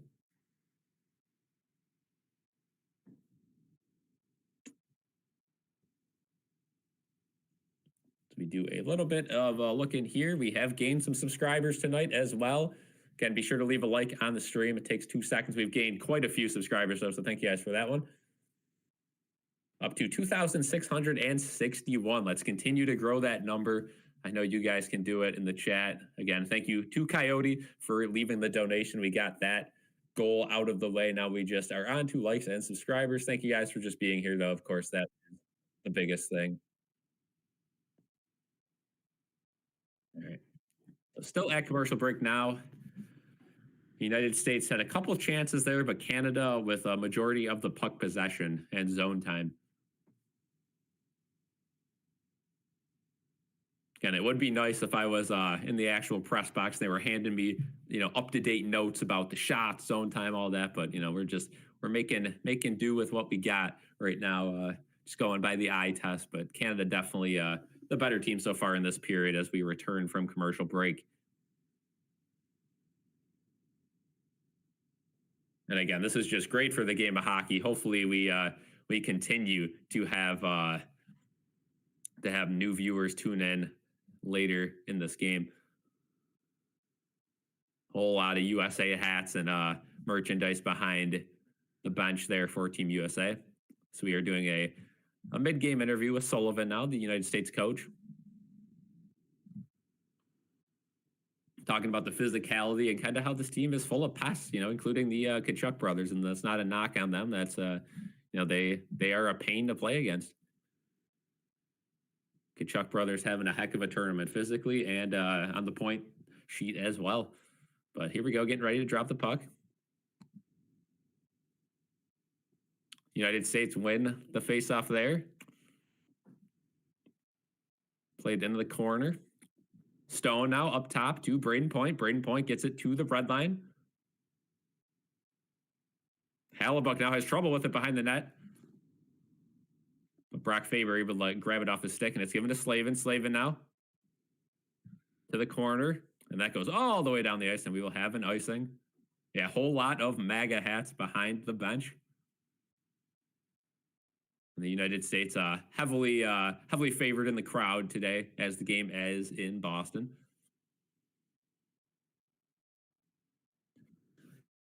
So we will have a face-off deep in the USA end after an icing with 13:26 to go here in the second.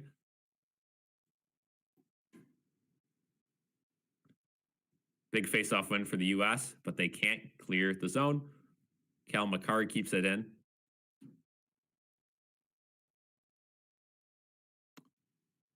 It's bunched up with Eichel now on the near boards. Goes to the far boards for Faber.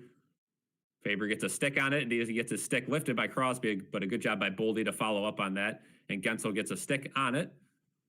So USA will try to complete a line change here, but Canada's kind of got the puck in a tough spot. Eichel now head off, so 2/3 of that line off, I think, for the United States. Boldy still out there. Good block there in front. That was a nice little 2-on-1 chance, but Slavin took the dive there, and now Boldy will skate it out. He's probably got to get off the ice, but Brady Tkachuk's following up. Yeah, Boldy clears it and gets off the ice. Brady Tkachuk follows the play. Tkachuk's and Matthews out here on this line. Matthew Tkachuk in the corner, back to the point. Werenski takes a shot right on Matthews, now backhand in front of the net. Oh, he tried to get it. Wide open score! Jake Sanderson with a terrific goal, and the United States go up 2-1. Woo. You knew something was coming there. That line was buzzing. They made a quick zone entry, a great play by Boldy to get it up, let Brady Tkachuk fish it out of the corner to his brother, and Matthews wide open chance. His backhand gets played out right to Sanderson, and he's able to put it in the open net, and the United States go up 2-1 in this gold medal game, championship game. Don't know what you want to call it, but Alexa play Freebird. We are up 2-1 here. Again, there's going to be chaos over that Peace Bridge if this game continues to go this way, but the United States win the draw. Again, the crowd is so loud right now. Can barely hear the announcers. Those USA chants going in the chat. Canada needs a bounce back goal, something I am very confident they can get. Hellebuck plays around and Hughes, and here we go. 3-on-2 back the other way. Werenski getting involved in the offense. Werenski now still deep in the play. That's a risky move. Hughes, turnover there. Again, you cannot be turning the puck over if you're Team USA when your defenders are involved in the offense. They've done that twice today. Now Canada has a good look the other way. Canada into the corner. Doughty stepped into the offense, and Canada turns it over. Hughes now needing a change. Will cycle it, and play it back to Werenski. This crowd is going crazy. Oh boy, now the United States have that fourth line out there. Crowd was chanting Jordan. Not the country, but the goalie. Turned over. Now the United States have a nice chance in front. Kreider gets it to the corner. And oh, cross-check in front of the net. Now a trip. And that's going to be a penalty on Vincent Trocheck. And Vincent Trocheck, a terrible penalty, will give Canada a power play. And again, that power play unit is incredible. So 11:03 to go here. See if we head to a commercial break or if we just get right into this power play. A terrible penalty to take if you're the United States. Looked, he kind of got cross-checked into it and then played his stick out there. So again, they're not going to be calling the penalties unless they directly affect the play. And the trip certainly did. The cross-check, I guess you could say, was away from the play. A penalty off of a penalty, but they're going to call the one that had to do with the puck. So As long as they stay consistent with that, it's okay. They've been doing it the whole game. Haven't been calling the pushing, shoving, unless it's on the puck. So first power play opportunity for this Canadian team. They can get this right back. United States win the draw, though, so this will be an easy clear, and that they will. Cal McCarr slowly bring it up. He'll do the classic Sabres drop pass on the power play, but instead of passing it to Alex Tuck, he's passing it to Connor McDavid. A little bit different. In the corner, Reinhart. And McDavid back to the point to McCarr. McCarr checking his options. To McKinnon, back to McCarr. There's a wrist shot, goes wide up and out of play. So 1:27 to go in the power play. We'll have a face-off. And this is not what you want to see if you're the United States, right? These power play opportunities for Canada. I said it before the game. I'll continue saying it. This power play unit or units, both of them are, top 2 in the league right now, of course. Just an incredible amount of talent. Now, you can make the argument sometimes there's too much talent on a power play, but I don't think that's the case. You have all options available for snipers. Now, Cal McCarr steps in with a wrist shot, and he broke the stick. So it's basically a 5-on-3.5 here. Eichel's stick is broken. They're playing it back. McCarr up top. Cross crease. A good job by Eichel to get his foot on it, and they clear the zone. 1 minute left in the power play. Eichel will sprint to the bench, and so will the rest of those penalty killers, as they've killed off half of it here. McCarr brings it up. He drop passes it to McDavid. McDavid with a ton of speed right down Broadway. His drop pass. We'll go to McKinnon. McKinnon cycles it around the point. Again, the goal scorer for Canada. Drop it back to McCarr. McCarr back to McKinnon. McKinnon, far circle. That's loose in front. Hallebuck, what a save there. Says just stay in front of the net. He's got to stay calm. He does. Canada chips it back out to the point to McKinnon, and they'll reset to McCarr. Far point. Up top, McDavid. Corner. Reinhart. Good stick, but still goes back to the point. Now it's picked off, and here come the USA back the other way. 2-on-1. These guys are tired, though. JT Miller. Cross crease pass. Shot. What a save by Binnington. United States keeping pressure, though. There's a shot. Oh, where'd it go? Off the post and out of play with 8 seconds to go in this power play. The United States will have an offensive zone faceoff. You could pretty much sum that up as a penalty kill. Great job. A great penalty kill. Great job by Eichel on the penalty kill, too, with a broken stick to get a foot on the pass. Played it back to Slavin, who was able to get that one out. And then a nice 2-on-1 chance there between JT Miller and I think that's Dylan Larkin on the far side, but Larkin unable to put it in the net.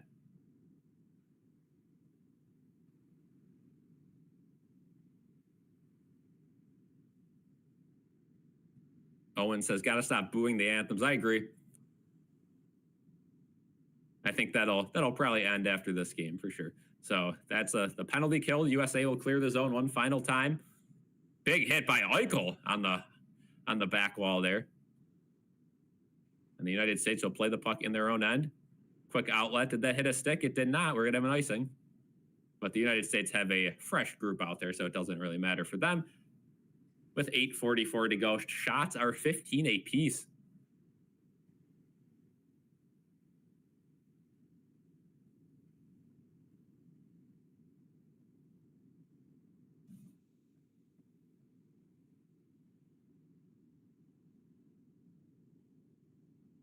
So 8:44 to go here in the second period. An offensive zone faceoff for Canada.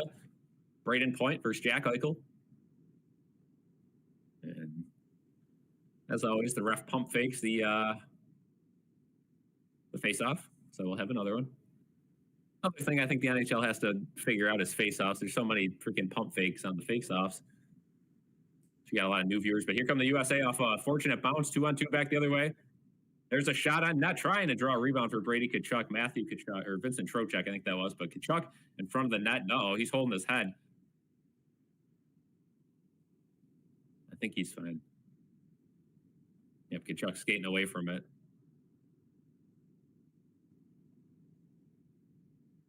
Boston University Terriers is Jack Eichel's alma mater. It sure is.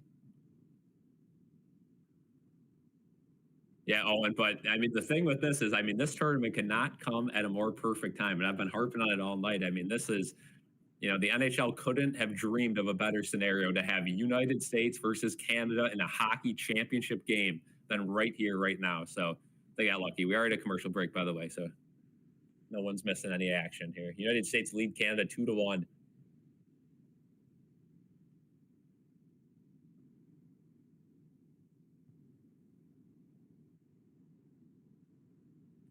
See how many subscribers we are at now. If we went up any more, we're at 2661. Let's try to get that up to 2662 within the end of the period. Let's see if you guys can do that. Be sure to vote and leave a like on the stream. We're up to 102 votes. It is getting closer now, 46% USA. So that was up to 60% Canada at one point tonight. So it's definitely fluctuated. Started off heavily USA. We saw that Canada goal and that poll exploded back the other way, but now we're starting to get back towards the middle as the United States now have a lead in this game, up to 102 votes now. But still at commercial break here. And again, this game is living up to the hype. And Canada definitely has more overall talent, right? Like the top guys in this game, you could definitely say like 1, 2, 3 are probably on Canada, but more complete team might be the United States. And we've seen that so far through 1 and almost a half games. Up to 103 votes now on that poll. Still sitting at the same percentages. So if you guys haven't voted, be sure to leave a vote in that poll and leave a like on the stream. We are up to, I think, 18 likes. Let's try to get that number up to at least 25. So we're cutting back to a little segment here, a pregame speech here.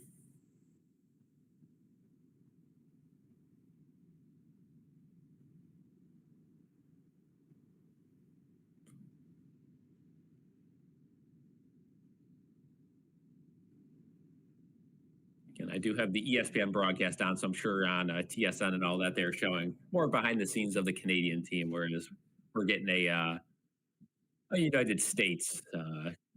I don't want to say bias, but definitely a little more coverage there. So face off in the Canadian end.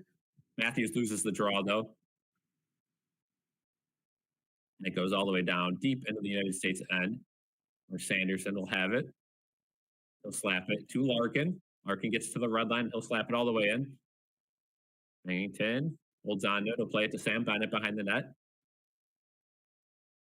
Oh, man, 2-on-1 back the other way for Canada. Marchand takes a shot. That one gets deflected up and out of play. Good stick there by Matthews and Sanderson. Now some pushing and shoving along the far boards. Who else but Brady Tkachuk right in the middle of it. Brad Marchand as well. Who could have guessed those two?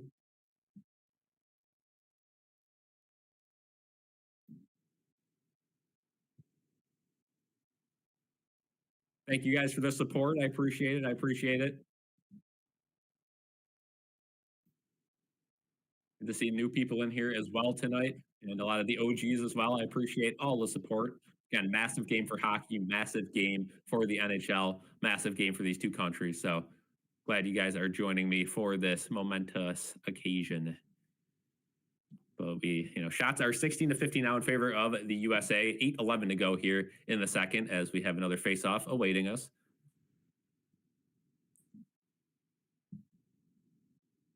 Deep in the United States end. McKinnon loses the draw, so the United States are able to play it back with Faber. Up top. There's a great cross-crease pass. JT Miller gets it in the corner. He'll sweep it around to the point, but the United States was in the mix of a change, so there is no icing as it goes all the way back down the U.S. end. Faber gets a touch on it. He's crushed down to the ice by Crosby. Now Canada plays it to an open point. Down low, McKinnon shot on net. Oh, it's loose in front. Oh, my goodness, Crosby had a wide open net. I don't know how that didn't go in. Back in front again, a nice block, and now Hughes is skating for it. If you get a stick on it, the United States might have a 2-on-1, but he's unable to get it right away. Nice job by McKinnon to play that one down. Wow, what a chance for Canada. Now they get it up again, but a delayed offsides. Stone would have had a 1-on-1 look with the goaltender, but an offsides ends that chance. Rolled gold pretzels are good. Not a huge pretzel guy, but solid option.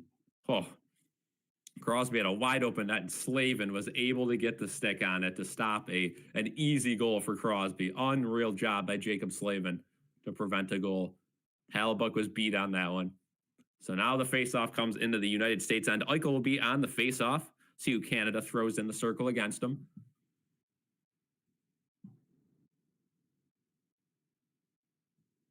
Eichel wins the draw, played back to Boldy. Boldy's shot gets blocked in front, not really a lane there. And now a shot goes right on net, held by Bington. Be sure to keep voting in that poll. We're up to 106 votes. It's 45-55 now, so it keeps coming closer and closer and closer. I have a feeling the next goal is going to dictate which direction that poll goes entirely. Up to 20 likes now. Thank you guys so much. Let's get that up to 25. Also, keep getting that subscriber count up here. Offensive zone faceoff. Eichel loses that one, and the United States have to chase it back into their own end. And that's going to be an icing back the other way, so Canada will have an offensive zone faceoff coming up with 7:16 to go in the second.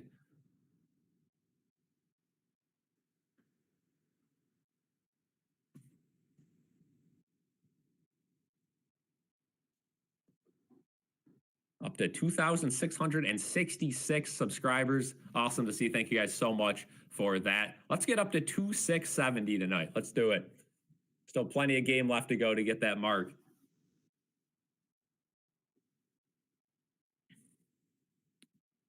Offensive zone faceoff here for Canada. McDavid ends up losing it. So the United States will be able to get that one out of the zone. Now Boldy, nice little chip to the net. Oh, chasing Eichel in. Boldy, down low to Eichel. Eichel, strong with the puck. Boldy gets taken down the corner. No call there. Braden Point gets it up into the United States end, but I think the rest of his team is changing. As Dylan Larkin, the counter 22, beats him with some speed, and he comes down. Tons of speed now around to the corner. His pass goes nowhere, though. Point picks him off, so we'll see which 21 prevails. Larkin tripped up by his own teammate. Now it's a 4-on-3 back the other way for Canada. Makar couldn't handle the pass. And now Larkin gets it again. Larkin to the blue line, trying to stay on sides. They can't seem to get the puck in, though. Kachuk's fumbling with it. Now it gets batted in, but Canada is right there with Makar, but JT Miller now for the United States. The U.S. will get a change, so JT Miller will continue the pressure on the defenders. Cal Makar's been out there a while. We'll see if he goes off. USA chance going off again as the United States has their fourth line out there. 3-on-2 back the other way for Canada. Wide open look. They score! Sam Bennett puts it in for Canada again. That United States fourth line continues to look terrible. And the Canadians have tied it up 2-2 with 6 minutes on the dot to go in the second.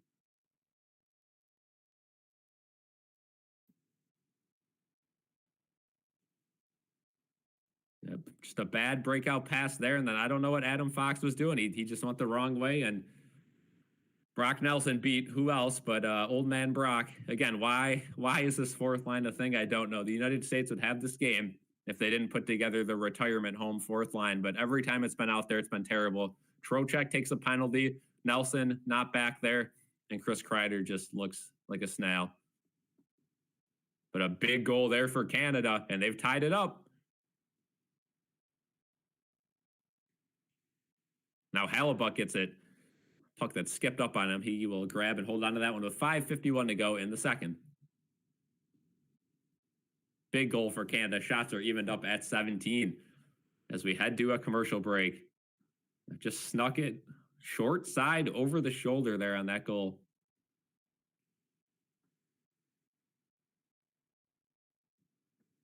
Whew, what a game we got here. Could you have asked for a better one?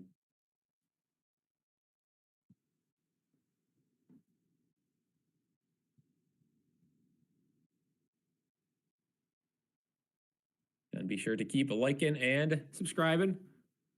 So we have that poll up as well.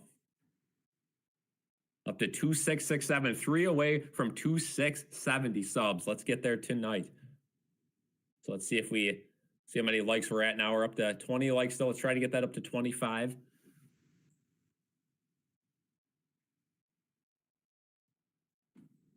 Yeah, good job by Canada there. Making good of a turnover. They got to keep taking advantage of when the United States have that fourth line out there. And every time the U.S. has that fourth line out there, you just hold your breath if you're an American fan because it is terrible. Tage Thompson would look pretty good out there. That's all I'm going to say.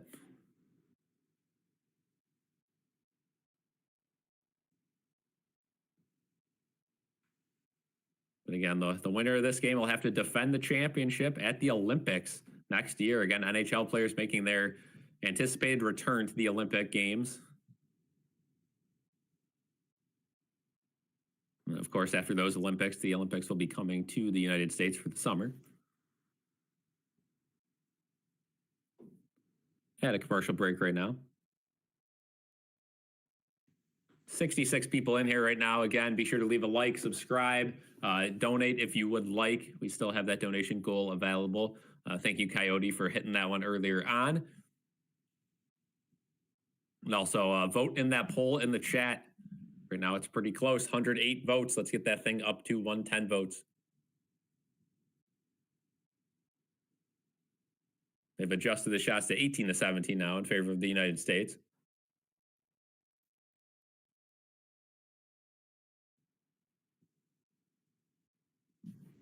Yeah, they keep showing a replay of this Canadian goal here. And yeah, just a terrible job by this fourth line and the change they were having there. And a great shot by Sam Bennett to sneak it over the corner of Hellebuyck.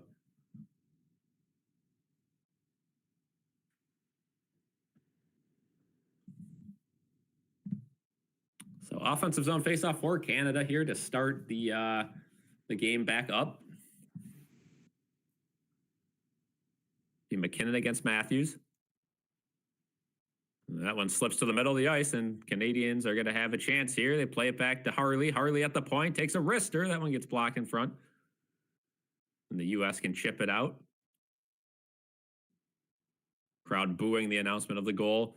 And McKinnon now with a ton of space. He'll take a shot. That one, nice pad save there. Chuck couldn't get a piece of it. Now Faber has to get it. Now behind the net. Oh, boy. Crosby fell down behind the net. No penalty either. Now it goes behind the net to Slavin, as both teams will change. Do you think McDavid will score? At this rate, I got to say yes. I mean, it's a back-and-forth game, and McDavid's the best player out there. The U.S. is struggling. Oh, a bad pass. McDavid would have had a chance there on a 3-on-1. But the pass goes awry, and it goes out of play. What a chance for Canada. That probably would have been a goal if that pass was right on to McDavid's stick. But whistle there at 4:56 to go in the second. I'll say if McDavid scores, I think we get a Cal McCarr assist. I think a nice little point to the far side slapper.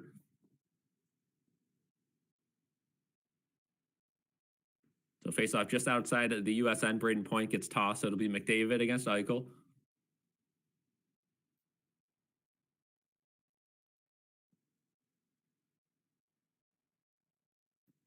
McDavid wins that one to the far side. That one gets batted in around the net.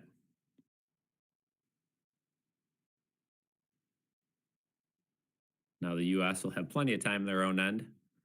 Boldy will bring it up to center and play it all the way in. I've been surprised how much time Boldy's got on the ice. Again, a guy who's kind of going around the going under the radar in the NHL this year.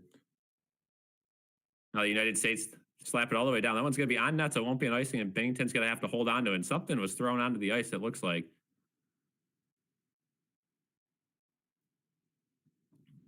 Nathan McKinnon scored first for Canada. A nice shot right up the middle. Kind of a screenshot no one expected.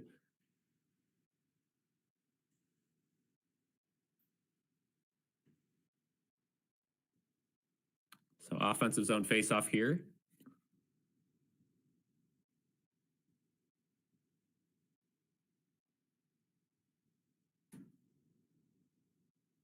Hughes falls down, no penalty, 3-on-2 back the other way. McDavid takes a shot, blocked in front. Good block there. Now pass to Hughes goes awry. Thank you, Heidi, for the donation. $2 donation. I appreciate it so much. Thank you so much.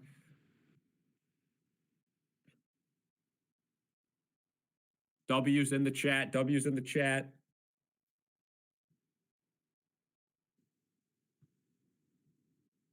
Now we have an icing against the United States. And I appreciate the donation so much. Thank you guys so much. We're up to 113 votes on the poll. Yeah, thank you for the donations. Means the world. And another one, a $3 donation. Thank you so much. I appreciate it. Double W's in the chat. Keep them coming. Big dubs. I appreciate all you guys. Thank you so much as we are watching one of the greatest games in hockey history. Whole lot of anticipation for this one. Canada wins the faceoff, but they play to an open point. It just squeaks outside. The United States able to settle it in their own end.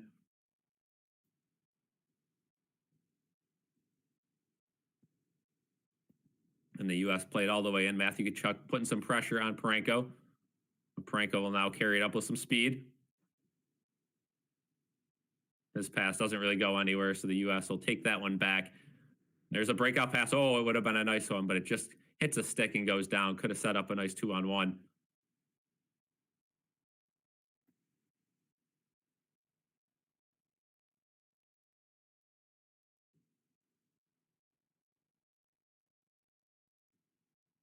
Now Slavin. Nice pass to Matthews. Matthews down low to Larkin.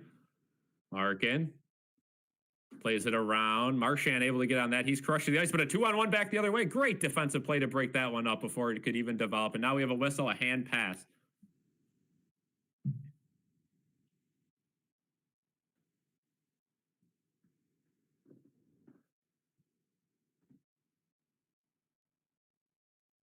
And they're saying Matthew Tkachuk now on the bench.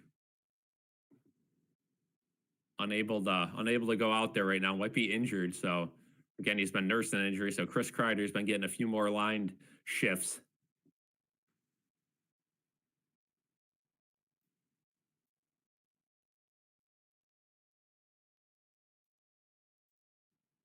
So yeah, United States switching the lines up again. We'll see if this helps them out. United States wins the faceoff and they'll smash it. Oh, another huge hit. Brady Tkachuk on Drew Doughty along the boards. And Werenski's able to keep it in the zone, but not for long. Got to stay on sides. It's a delayed offsides, and Matthews is unaware of that. He's cycling back. Now Canada will have plenty of time to escape the zone now. Harley, no pressure on him. Now there's a little bit of pressure. He cycles it back dangerously, but he gets it to Doughty in front of the net. Doughty gets it to the corner. Jake Guentzel couldn't handle that one along the boards. He's had a rough game handling the puck. He's lost it a couple times, but Boldy gets it now. There's a dangerous pass in the middle, and it gets intercepted. Oh, right in front. Sam Reinhart had a nice look there. Eichel trying to get a stick on it, but now Canada's rolling. Back to Makar at the point, up top. I believe that's Reinhart. McKinnon back, tried to get it to Makar. Makar gets it at the point now.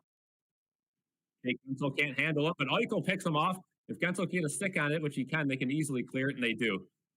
Good job there from Eichel and Guentzel combined to take the puck off Makar's stick. USA will be able to get a change, and Canada brings it right back in quickly.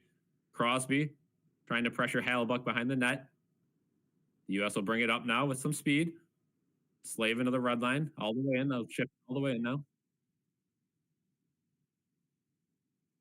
Trocheck's out there with Nelson. Oh boy, that fourth line again.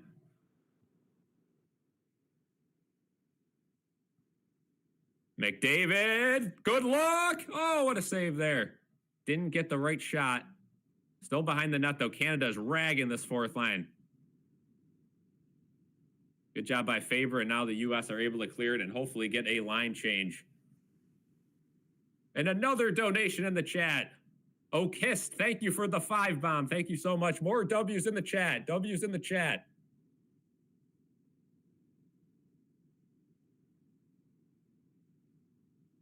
And Canada, good play now, and here comes 2-on-2 back the other way. Larkin and Matthews. Matthews takes a shot, and it is held and deflected out. So 42.2 seconds to go here in the second period. We'll have an offensive zone faceoff for Team USA. W's in the chat. Thank you for the support. I appreciate all of it.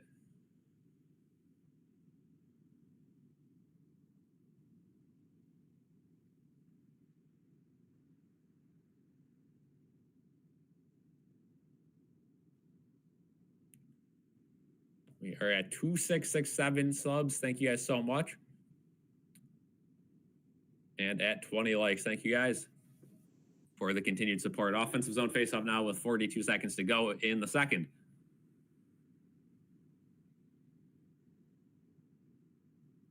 Back to the point for the USA. There's a little bit of space. The point to Matthews. Matthews' shot gets batted down, and now Canada will bring it up quickly with Cirelli. Brady Tkachuk couldn't handle it at center ice, and Cirelli will bring it right back in the zone. His shot goes wide. It's a good look. Now Hagel in the corner to Cirelli behind the net. Box is trying to hound him, but it's played back to the point. Now Cal McCarr has a good look. Nice little move. Cal McCarr looks. Another nice move to get it in the corner. He'll play it back to the point. 8 seconds to go. Canada has to find a look. There's a shot deflected into the corner. McCarr behind the net plays it in front. USA are just going to kind of pin that one along the boards to end the second period, and that will do it for the second. So a wonderful second period for both teams. A little bit of pushing and shoving between Marner and Brady Tkachuk. Yes, I can't recap just yet. And now both teams will skate after. Just, to check in here, third period goal differentials. Canada's a -5, USA's a +5 in this tournament. So we'll see if that continues that trend in the third period. But yeah, a good period for both teams. USA got it going with a goal, and then Canada was able to answer back later in the period. So we're set up for a crazy third period. Cannot wait for this third.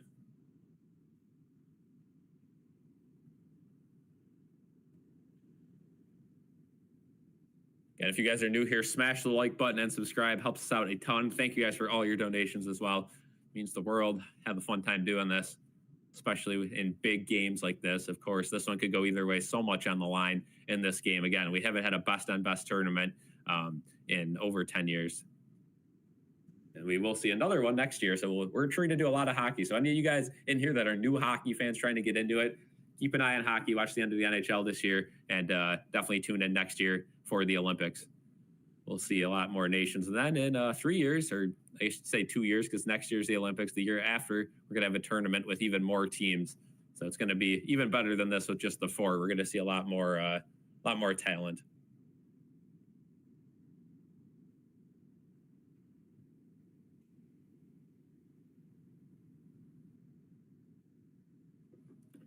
So what a crazy game so far. What do you guys think? Any storylines you guys want me to talk about? Canada was buzzing in that period. They certainly were, right? You could just feel that goal coming. And yeah, the United States had a couple chances to shut down the momentum, but that fourth line out there was really just unable to do it. And Canada got that goal back, but it sets up a wonderful third period. Both these teams are going to be going for it all, right? It's a game 7. It's a final game. You got nothing to lose. You gotta put it all on the line, especially for the players out there whose teams are not in the playoffs. You got to put your body on the line.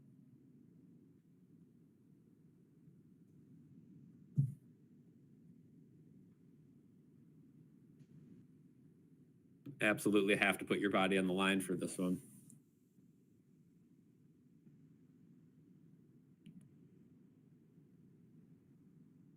But yeah, the United States, I thought they came out very sluggish. I thought Canada got a great jump on that, and then yeah, they were able to adjust and get the lead, but that did not last long.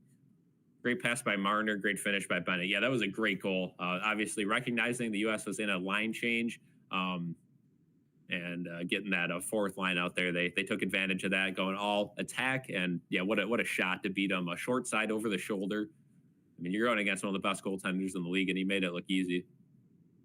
Coyote's not a Marner fan, but that was a good pass. Yeah, and I've been very impressed by Marner. Of course, had the overtime goal against Team Sweden. As a Sabres fan, I'd be high on getting Marner. Yeah, future Sabre, I agree.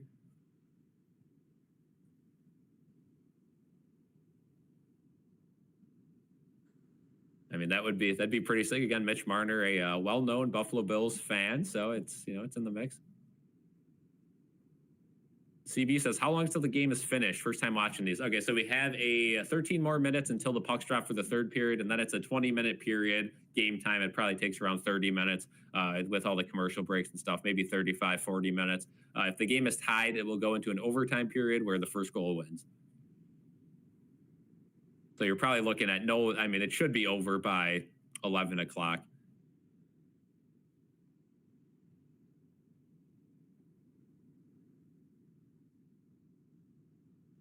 mean, Kevin Adams, I mean, he's all part of the they gotta like it here, they gotta want to be here, you know, the whole Bills culture thing. Well, uh, Mitch Marner likes the Bills, so that's enough for him. But yeah, Cal McCarr's looked really good again. I think the keys to the third period are going to be the same for Canada. Get shots on the net with your best players. More McKinnon, more McDavid. Shoot the puck, right? We've seen a couple times McDavid goes right down the middle and he drop passes it or passes it off. Shoot the puck, right? You're the best player in the league, and I think he will in the third period. And he can definitely, you know, he knows he's going against one of the best goalies in the league, though. You're not going to beat him point blank. Sam Bennett is a player. He's a stud, and I think he, you know, really exposed himself to the world during that Stanley Cup season with the Panthers, but he got overshadowed a little bit by the other Sam Reinhart on that team, who just had an incredible season and was, you know, their main guy in the power play, getting almost every goal. But yeah, Team USA, on the other hand, came out sluggish, right? You got to keep the physicality going if you're them. And I get it's tough to be physical when the team is so much faster, but you got to hope Matthew Tkachuk's good to go for the third. And yeah, just continue to be physical. Brady Tkachuk being the leading force there.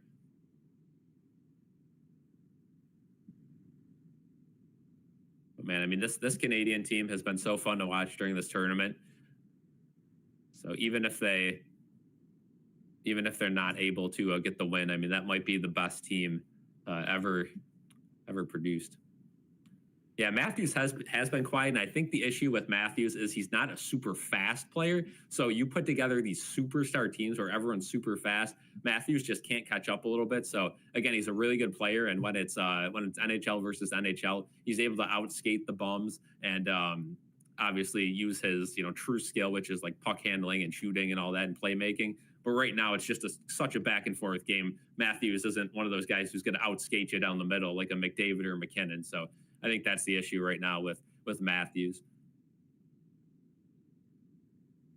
So I would like to see a little more Jack Eichel with the puck. Again, as a Sabres fan watching him early on in his career, he could just take games over, right? And I get it's a little bit different, but still, he has that speed where he's going to be able to take a game over. And I think we've seen more from Dylan Larkin tonight than Jack Eichel with the puck on his stick. And both of those guys are very similar speed-wise, but obviously Eichel's the better player and playmaker. So I think Eichel should definitely try to get some rushes. And I get he's on a line with a lot of talent, so he probably doesn't want to be that guy, but maybe bump Eichel down and make him the star of his line, make him the playmaker. I don't know, that might work. Again, United States still no power plays in this one. Canada 0 for 1 on their only try, but they had some nice looks. United States also had a nice kill and had a shorthanded look with a 2-on-1 chance. That was a half a 2-on-1, I'd say. It wasn't a point-blank 2-on-1, but there was a nice opportunity by Dylan Larkin. Up to 126 votes on the poll. Canada up 54%, so it's really close. Yeah, I would agree. The Tkachuks are definitely the best United States players so far in this tournament and tonight. Up to 23 likes. Let's continue to get that number up. Let's check subs real quick. Up to 2668. So we're 2 away from our goal tonight of 2670. See if we can do it. 62 people in here. Thank you so much for watching this stream. And a very, very interesting game so far. A game that could go either way. Sawyer, no comment. But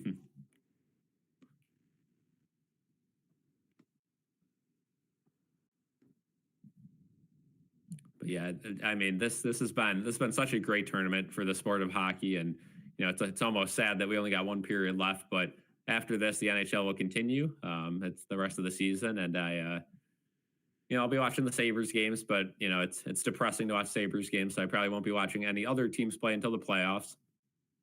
Especially with the MLB starting up. Again, we will be doing some MLB streams on here as well.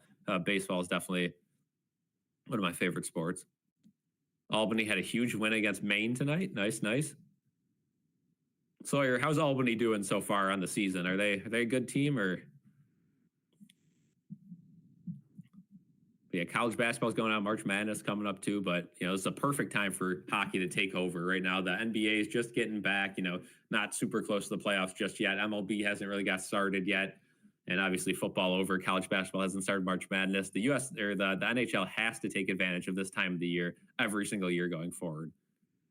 this should be the NHL's time to really take over the sports world because people are craving sports right now.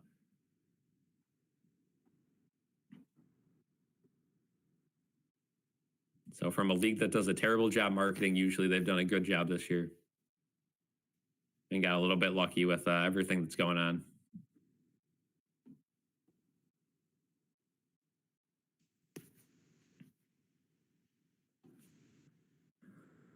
Up to 129 votes in the poll now. 23 likes. Thank you guys so much. He's mid, a little above average. Gotcha.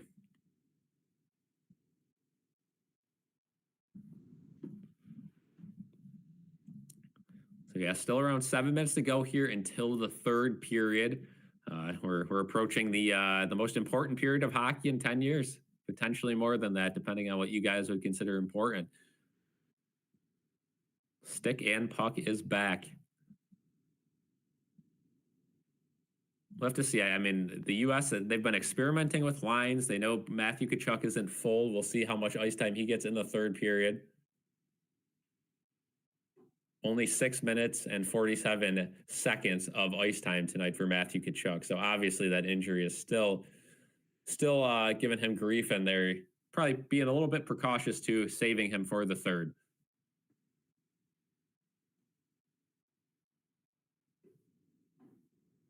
But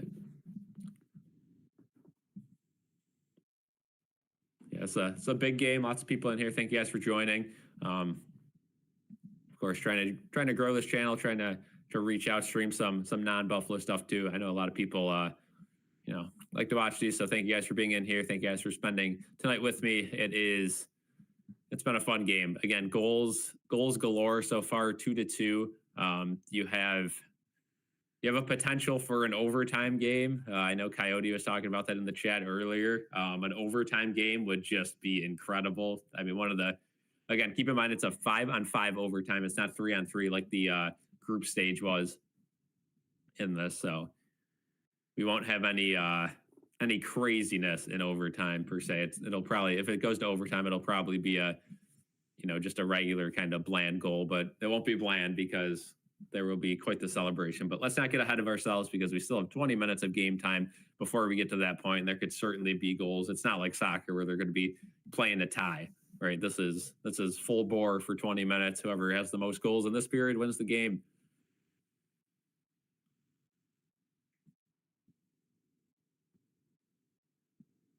Go Bills, go Bills. By any chance, are you streaming the game? So we can't really show the live game on the stream. We are posting shorts of my reaction to highlights. So if you guys want to see the highlights of the game, check out our shorts page on here. We have one up. I think we'll have 2 or 3 by the end of the night. But yeah, UB women's basketball looking good. Qualified for the tourney. But yeah, less than 5 minutes to go until the greatest period of hockey. If you guys are new here, subscribe, leave a like. We do streams all the time, videos. We've had some donations tonight too. I appreciate everyone who's donated.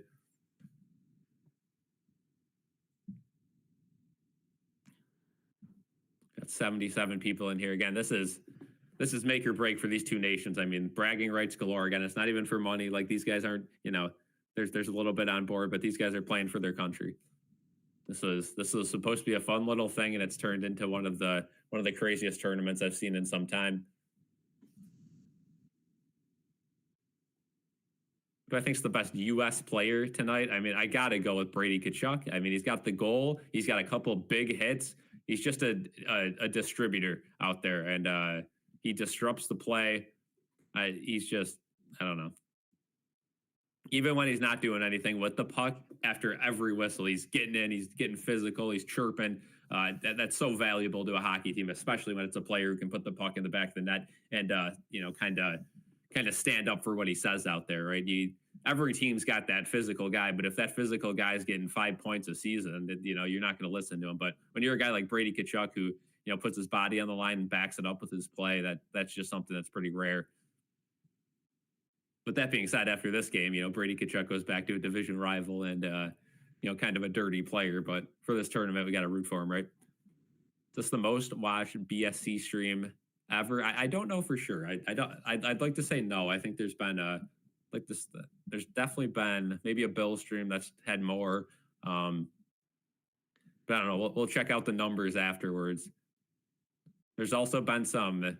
There's also been some raids that have gotten more concurrent viewers, of course. But this might be the most consistent stream. So thank you guys for tuning into this one. And yeah, we'll continue streaming games in the future. But we're approaching the 2-minute mark until the period starts. Keep voting in that poll. We got 137 votes now. It's 54-46, about as close as you can get. Canada still leading.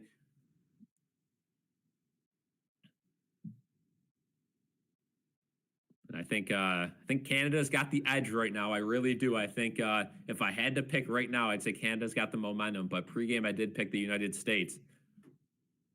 I think Canada definitely looks better than that first meeting against the United States. They look a little bit crisper. They're ready for that little blockade the United States has put on in the neutral zone.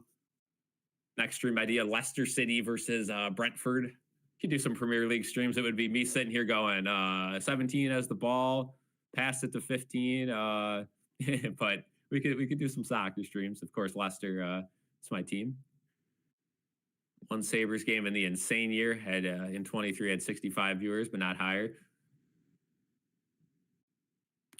Yeah, take me back to the good old Sabres streams where people actually cared, right? This season has been, of course, I've enjoyed streaming, but everyone in here knows it's just for jokes at this point because they're out of the playoff race. But 1 minute to go here until the start of the third, more like 1 minute 30. But if you guys want Leicester or Premier League streams, I'll just sit here and catch up on some sleep, take a nap on stream, and yeah, we'll have the scoreboard going.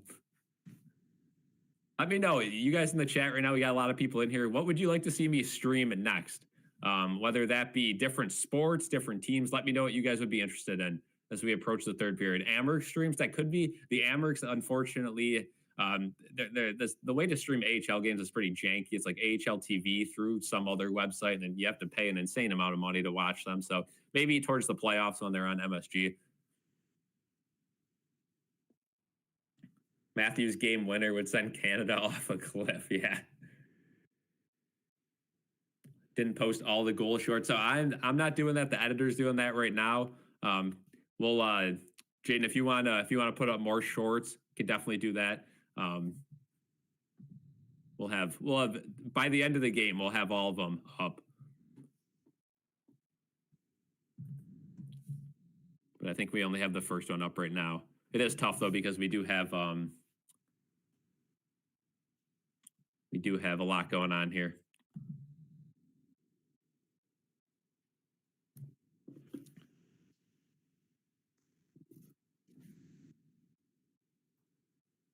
How's it going, RFK? Welcome to the chat. Sawyer's friends like Arsenal and Liverpool. I mean, we could do some Premier League streams. They used to do pretty solid back when we first started streaming, but that was also during COVID when Premier League was the only thing going on, really. So 1 second, the timers just went off the Jumbotron, so we're getting ready to go here. You can feel the energy in the building through my headset. You guys can't hear it, but it's loud. This crowd is ready. There's an anxious buzz going on. RFK, see you in the third. All right, third period's getting ready to go here. McDavid leans in against Matthews, and we're underway. United States win the faceoff, and here we go. The most important period of national hockey has begun. Behind the net, Brady Tkachuk. Big hit along the boards. His stick is into the bench.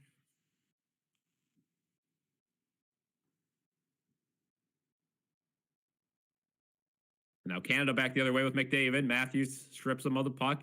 And the United States has some speed now. Here comes Larkin. Larkin tries to get to the net. He's stopped. There's a shot. Good rebound control there. Here comes Taze. Devon Taze has no help, so he's going to back off there. But now he's going to stay into the play, and now he's caught in the offensive zone. So here comes the USA 2-on-2 back the other way. They'll just dump it in with Faber. Eichel now tries to get to the front. Boldy getting held. No call there.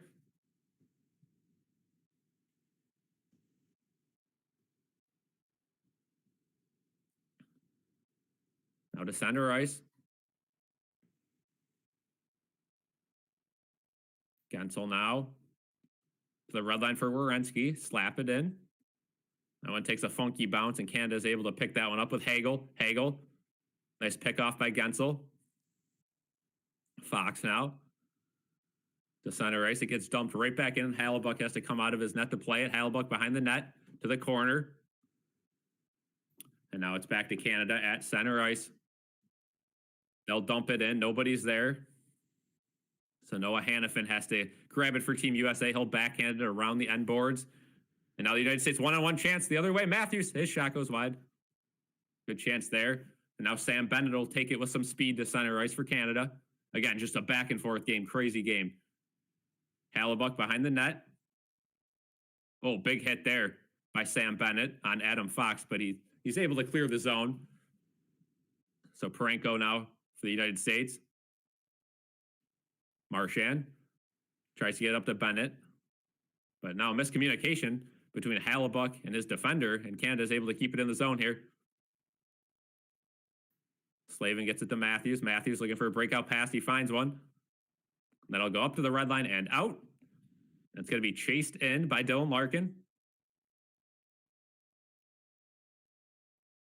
Canada now with some speed, entering the zone. That's Stone. Stone to the front of the net. Good defense there to shut that one out. And that takes a weird bounce, and here comes the USA. A breakaway. Gensel backhand. Oh, and it's saved by Bennington.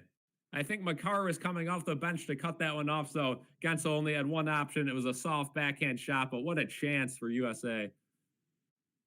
Oh, man.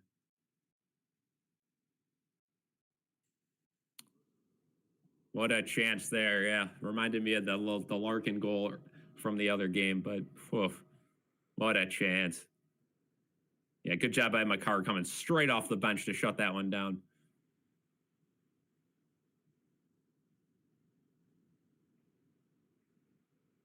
Eichel on the draw.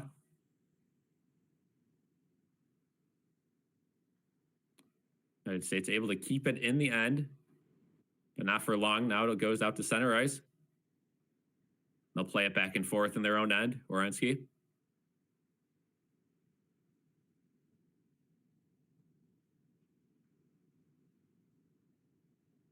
Gensel now wide open. Look for Werenski. Takes a shot. Bennington's way out of his net. The puck's loose, but it goes wide. What a chance again by the United States. 2 chances in a row. Now Sam Reinhart skates it all the way down.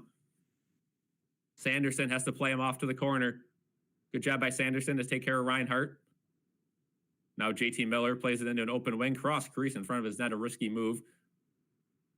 But it goes out now. JT Miller with a little bit of space. Turns it back. Waiting for his teammates. There's a nice pass. Nelson to Hughes. Hughes couldn't handle it. Jack Hughes has looked kind of rough this tournament, I got to say. He's just undersized. Hannafin's pass can't get out of the zone, but now the United States will have a little bit of space. Marner keeps it in, though. So Hannafin has to chase it back. Looking for something. He'll play it into an empty corner with Hughes, Jack Hughes.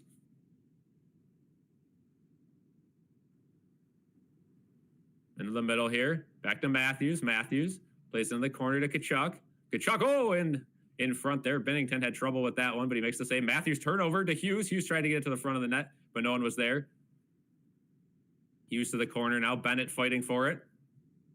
Plays it in the corner. Held in now. Tkachuk backhands it softly up and stays in play. Jack Hughes now in the corner fighting for it. He'll play it behind the net, but nobody's there. Now Parenko for Canada will get it, but in some open space, and he'll be able to play it to center ice. And there's a nice spin move by Bennett. No icing there, or no offsides, and no one knew where the puck was. There's a good chance by Jarvis, but a nice pad save. So now it's pinned along the United States backboards. Why would Sawyer get canceled? I don't know. There's a shot at the point, held onto and saved by Hallebuck with 14:53 to go. Couple nice chances for the United States, but no goals yet. So Matthew Tkachuk, yeah, still battling through that injury, but apparently he said he can play, so we'll see how much ice time he gets here in the third. No shifts this period so far, though.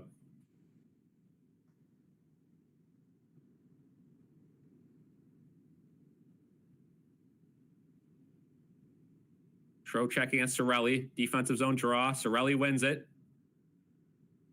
Back to the point to Marner. Marner, oh, deflected. It's still loose in front and held on to by Hallebuck. 14:45, another whistle.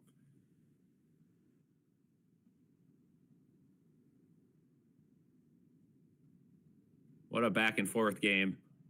And what a chance there, a deflection, but it was too slow after the deflection. So Hallebuck had plenty of time to get a glove on it.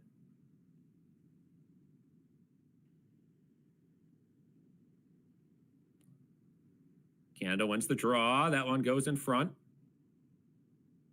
Blocked in front. Now Sanderson has trouble with it behind the net. He's fighting for it still, but Marner wins that one back to the point. There's a shot deflected again off the post. No goal off the post, and Brock Nelson gets it out for the United States. Holy moly, Trocheck gets it out, and get that fourth line off the ice, please. United States keep it in, though. JT Miller shot. That one goes off wide. Now back to the point. There's a slap shot, goes wide. Trocheck down low.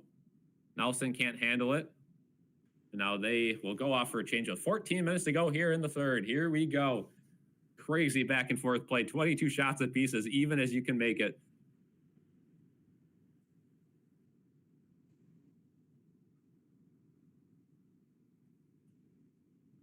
The United States chip it in the zone. Brady Tkachuk couldn't handle it.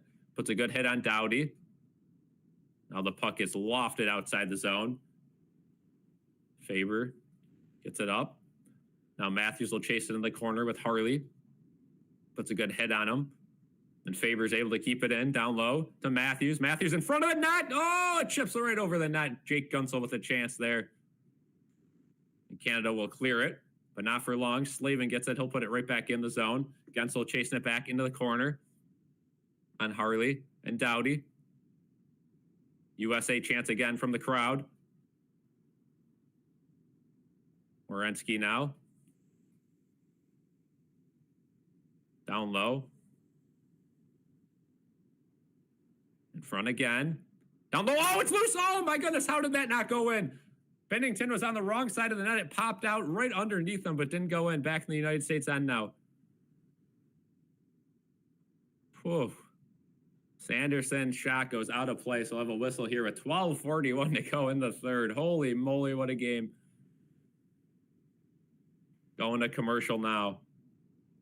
Wow. Whole lot of scoring chances. A post for Canada, a couple of near misses for the United States. Wow.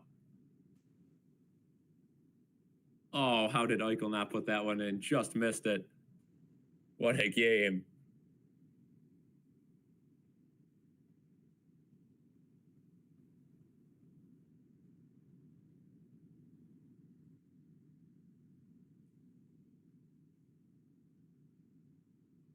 So let me know what you guys think in the chat. Who do you got winning this game?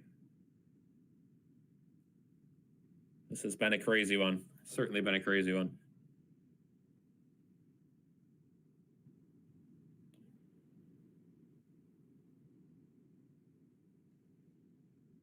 You guys will have to let me know.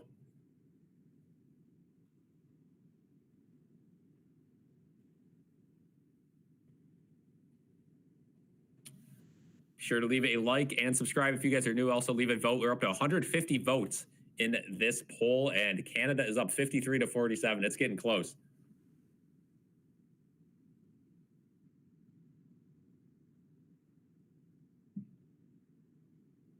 An absolute chaotic game. Back and forth action. Everyone's watching this game. This is the center of the sports world, the center of the North American sports world right now. Hopefully the NHL can capitalize on this, but the unfortunate reality is they probably won't. This is definitely building hype for the Olympics, but I don't know if this is going to affect the NHL viewership the rest of the season. Hopefully it does, but we will see.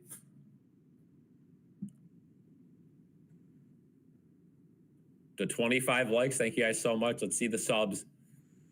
We were 3 away from our goal. Now we're only 1 away from our goal. 1 subscriber away from our goal. Who's going to do it?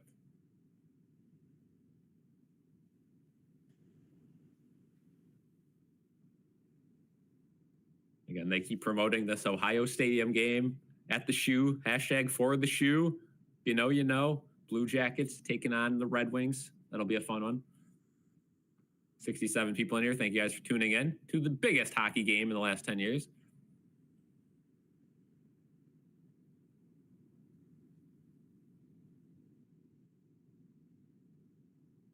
CB did it, and somebody else did it as well. Thank you guys so much. We're up to 2671 on the subs. Keep them coming. Thank you guys. We hit our goal.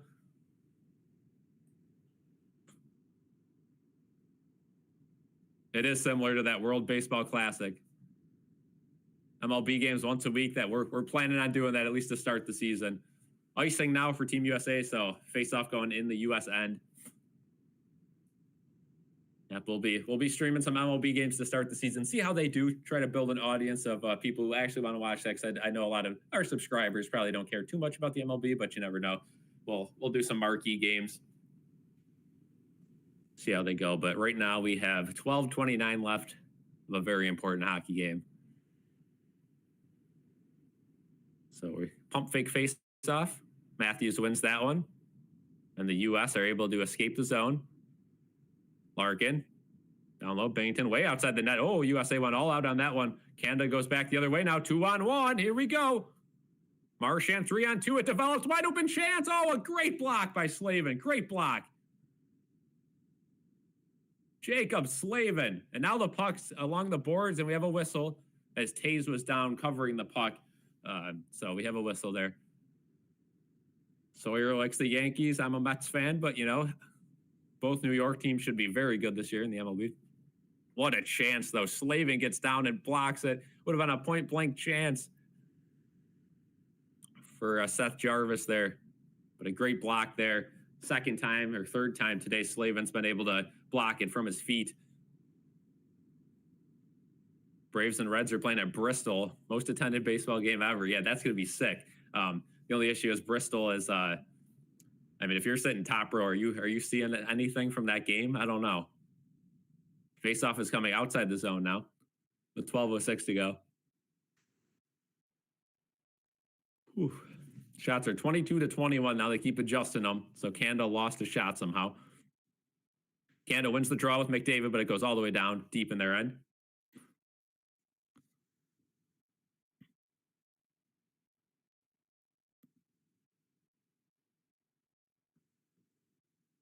Sanderson around the boards, but it's unable to get outside the zone. Skips over Werenski's stick, and now Canada has a little bit of momentum. Marner up top, but Sanderson now has a clear lane to get it out, and he does.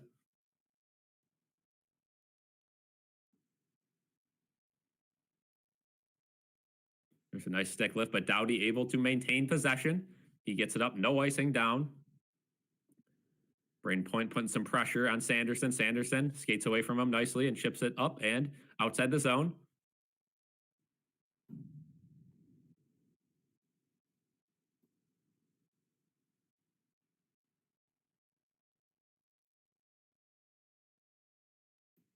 So United States now, JT Miller gets it to the blue line. He'll chuck it in. Bennington has the puck behind his own net. Oh, boy. Ambush there from behind. Now a shot. That one gets blocked in front and outside the zone.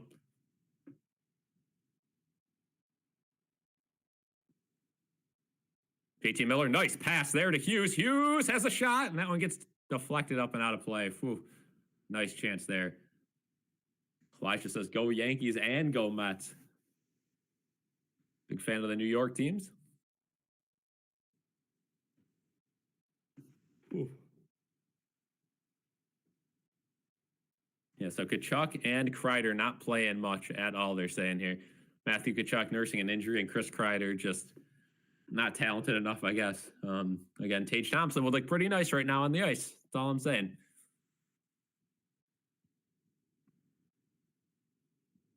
If the U.S. loses this tournament, we could certainly look at some roster moves that could have been made and why some of these guys are playing. Also, Kyle Connor not playing. USA win the faceoff, and they're able to keep it in the zone. A nice reach there. Gets played behind the net to Brady Tkachuk. Tkachuk hounded in the corner, though, trying to find a pass. He plays it around to the far side point. Now it's played down low. Matthews, and Canada's able to get that one out. 2-on-2 back the other way with speed. Sorelli and Hagel, the dynamic duo on that line. It seems all tournament long. Crunch behind the net, but it pops out to an open point for Canada. That's Doughty. Down low to Harley. Blocked by a skate. A huge block there by Matthews. And the United States are able to change it up. Hagel now. Now it goes back to an open point, and Harley again. To Doughty. Doughty looking for some space. He gets around one, right to the net. But now the United States flip it up and all the way to center ice. And Harley couldn't play that one cleanly. And here comes Gensel. Gensel tries to play it around him. Oh, right on net. And out of play now. With 9:46 to go in the third. Whew. So commercial break again. What a game we have here. Again, if you guys are new, leave a like and subscribe. It means the world.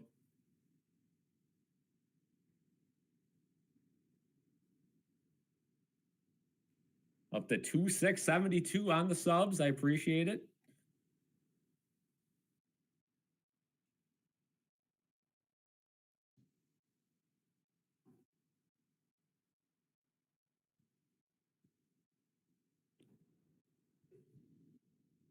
So we're getting to that point of the game where it could go either way, right? One lucky bounce is all it takes to end this one. It's a crazy one. I am on the tip of my seat here for this one, edge of my seat. It is a big one. We have less than 10 minutes to go in this one. And I see some Juan Soto discourse again. You know, I mean, the money doesn't mean anything in the MLB because there's no salary caps. You could pay a guy $1 billion, and if he's the best player on your team, it was worth it, right? Whether that's fortunately or unfortunately, depends what team you like, but that's just how it is. So again, money means nothing. Contracts mean nothing in the MLB. Again, I feel bad for the teams that don't have the money to spend, like the Pirates. I mean, the Pirates are, playing a beautiful ballpark in a big city, but their owner doesn't spend money. You look at the Blue Jays; they're always involved in stuff, but they're never the last guy, right? They're always the second biggest offer. Yeah, and the ball strike challenges are in the spring. That'll be fun to watch. See how that plays out. That might be a nice medium, right? Because all electronic kind of ruins the nature of the sport, but some of these umpires stink, so you got to find a way. But yeah, we're still on the commercial break here. Again, we are under 10 minutes to go. Sawyer, if I did that, I think my computer and Jaden's might crash, so...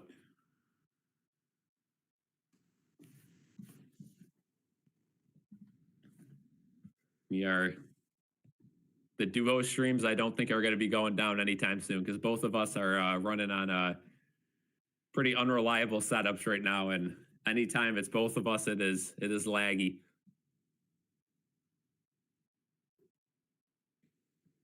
Here we go. Offensive zone face-off. Yeah, you know it. Offensive zone face-off for the United States. U.S. win it. Eichel. Around the neck. Bennington plays it off to the corner. Reinhart turns it over. Along the corner, but now Canada's able to regroup. That's Makar. Makar plays it up to Crosby. Unable to get a stick on it. I guess he got a stick on it, but not enough to grab it. So United States bring it right back in. Eichel now turns back. Looks for a passing lane. He doesn't find one, so he'll swing it around the net. Gensel to Boldy, back to the point. That shot goes wide. Back to the point again. United States having some nice puck rotation right now. Goes to the corner. There's a slapper. Bennington holds onto that one, and it pops right back out. And both teams are looking for changes here. United States play it back in their own end to complete the changes. Elijah likes the Bills and the Steelers. Okay. Matthews' pass gets batted down, but it still gets played ahead to Larkin. Larkin brings it up with some speed around everyone, chips it into the far corner. Braden Point gets pressure in the corner now. Parenko now with the puck in the same corner. And now Canada's able to get it out. Marner, the puck in his stick. Oh, had a breakout pass for a breakaway, but a nice defensive play there. Now Canada back the other way. Oh, here comes McDavid. He lost the puck in the corner. Would have had a nice look. Still has control of it in the corner, but would have had a nice look. Now he plays it to the center of the ice. And Sanderson, nice battle won there in the corner. And now Brady Tkachuk is guarding it right near the line. He gets cross-checked by McDavid, no call, and he clears the puck on net, so no icing. Both teams will get changes with 8 minutes to go here in the third period. Are you guys ready?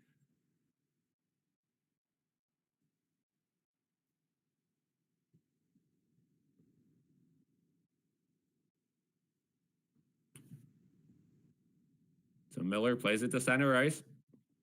Doughty for Canada. Up to the blue line. To Cirelli. Oh no, now Hannafin gets a stick on it. Fox to the corner. It just squeaks outside the U.S. zone, so they'll change it up again.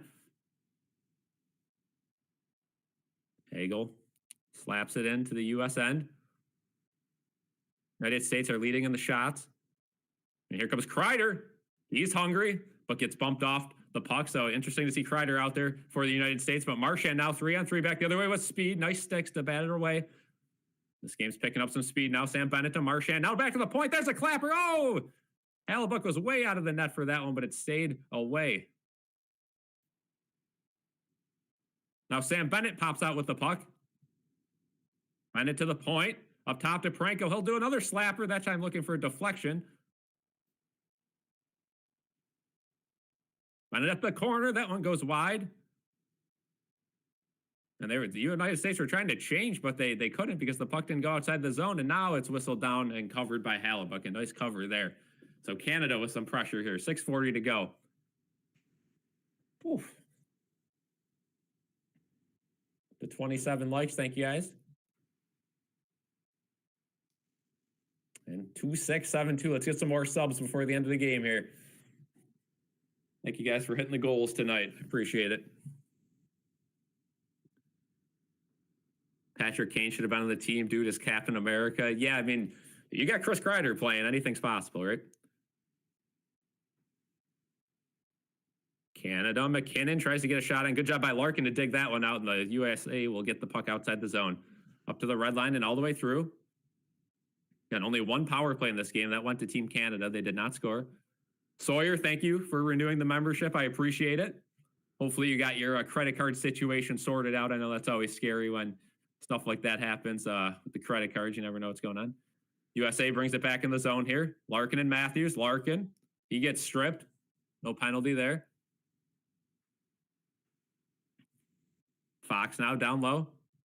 Fox up top. Werenski skates it in around the net. The glove pass back to the point. So United States, Werenski now, his shot gets blocked in front. It goes wide. United States are trying to draw a penalty here. Couple of chances there. And now Braden Point will take it outside the zone for Canada. Back to the corner now. McDavid alone behind the net. Lost the puck. But now it goes right back to McDavid, and he couldn't handle that one either. And Faber now gets it to Hughes. Hughes looking for some space. Gets it to Eichel. Eichel, nice move. Round one, round two. He gets to center ice, and he's just going to slap it down. That one on net. And Doughty will handle it behind the net. So Canada seems to be the better player right now, I will say. The better team, I should say. United States are just kind of playing keep away right now.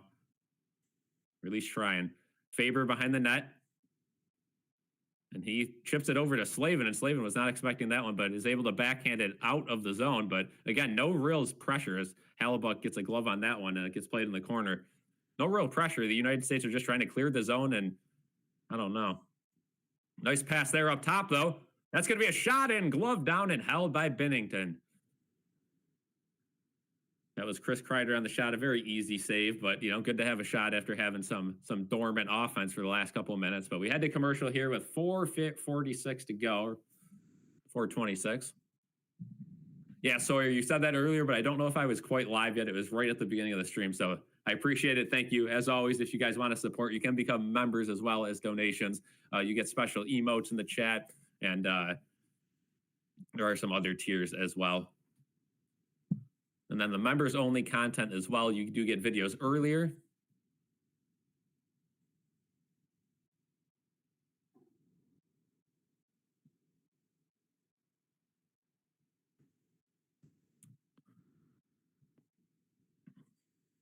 Everyone wave goodbye to John.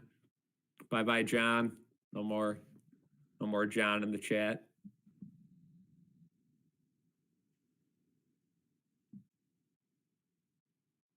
Bye, John's in the chat. Yeah, so this is just a crazy game. Back and forth action all night long.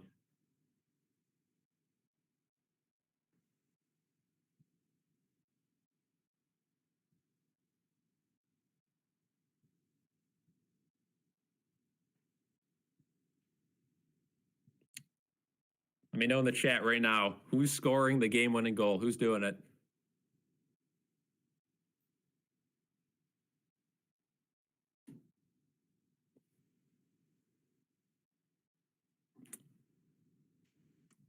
And I mean, it looks like Canada's got all the momentum right now, but again, you can almost feel that kind of fluke goal from the USA coming as well, right? As many opportunities as Canada's had, they're not able to take the lead just yet. We'll see. And the poll right now is 50-50. It could not get any closer with 163 votes. That shows you how split you guys are on this game. 4:29 to go as we return here from commercial break in Boston, Massachusetts. Again, I took a trip to Boston. I went to see the Bills game in New England the last week of the regular season. If you guys want to watch that vlog, it's on the channel. If you guys are from Boston or care about Boston, we did a little bit of a vlog there.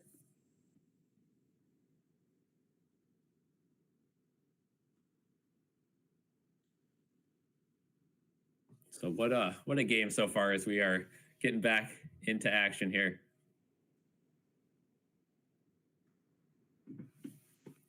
Offensive zone faceoff for the Americans. They win the faceoff over the corner, played in front, but that one's loose, and Canada will bring it out 2-on-2 back the other way with Crosby and Sam Reinhart. Jacob Slavin able to fend off Reinhart, get it to Matthews, but now pops out in front. Still in front now. Played off to the side.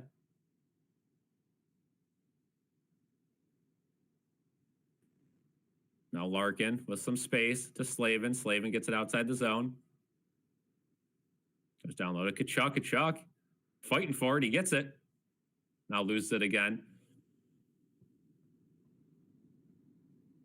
It's in front. Werenski looking for an open guy. There's a shot. Oh, good save by Bennington. Michael tried to find someone in front of the net, but there was no one there. Canada clears the zone. United States bring it right back in with Boldy. Boldy flips it way up. That's going to be gloved down and held onto, so I don't know what he was thinking there. Nope, 5-on-5 overtime, golden goal, no shootouts in the championship here. Yep, 5-on-5 overtime.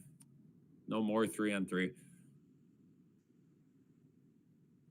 First goal wins. If it goes there, but still 3:35 to go, and if there's anything you need to know about hockey if you're new here, it is RFK says TV's 2 minutes behind. Yikes.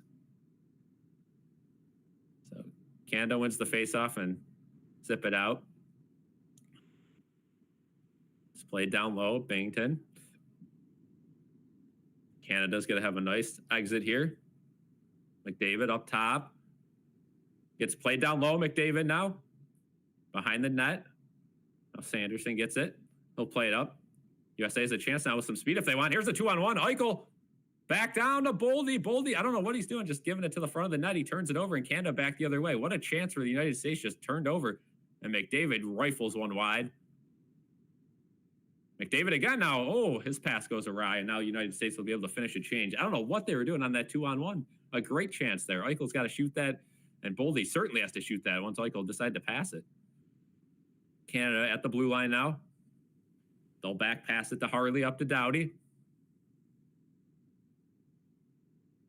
Doughty at the line to Bennett. Good job by Slavin to bat it down. He'll chip it up. Hughes gets a stick on Doughty's attempted clearance. And now Canada goes back the other way.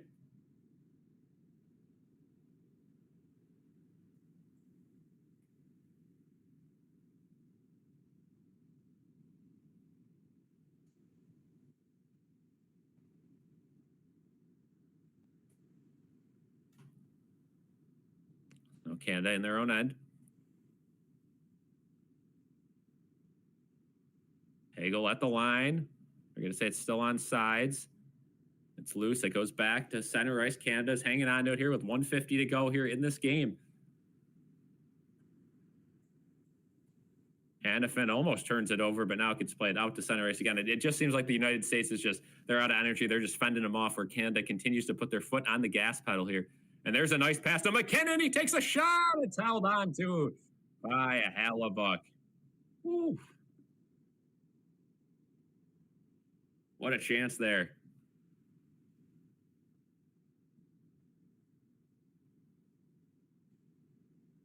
Great save there from Hellebuyck, who let in a shot from McKinnon earlier in this game, was able to hang on to that one. That would have been a catastrophe for Team USA if that went in. So here we go, 1:29 to go in this game. Shots are 27-23 in favor of the United States. Eichel out there on the faceoff against Sidney Crosby. Eichel wins that one back, and the U.S. are able to clear the zone.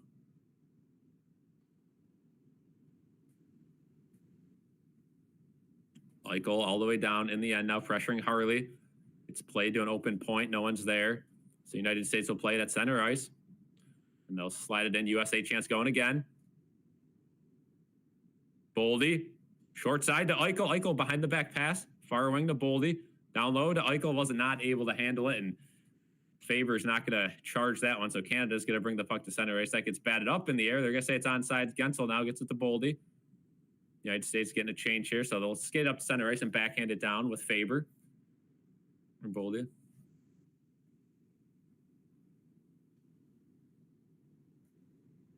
Harley all the way down, no icing. Hellebuyck way out of the net to play that one down, and oh boy, almost turned it over. Now they did behind the net. Ooh. Wide open chance now for Canada. Diving, it's an open net. Oh, they missed the open net. They still have pressure, though, in the zone. There's a shot. McDavid out here for Team Canada, and the United States are just panicking this entire last little bit. There's a nice play, though, and they still can't get it out of the zone. Now they do. They're able to get some quick changes, but Canada comes right back in the zone with speed. There's a shot. Oh, a little flubber there is held onto. Shot from Makar, and with 5.6 seconds to go, we have a whistle. Whew. Wow. Oh, what a chance there. And JT Miller was able to grab that puck before any Canadian touched it with the wide open net. Holy moly. What a chance. 5.6 seconds. United States just need to fend off this for 5.6 seconds.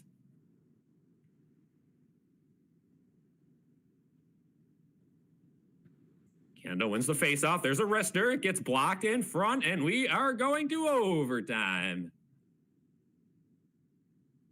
Now, what I don't know if there's an intermission here or not.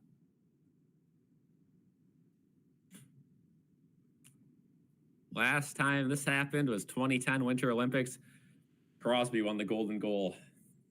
He has the opportunity to do that again here as we go to overtime. But it looks like we have an intermission here. So we'll be here for quite some time.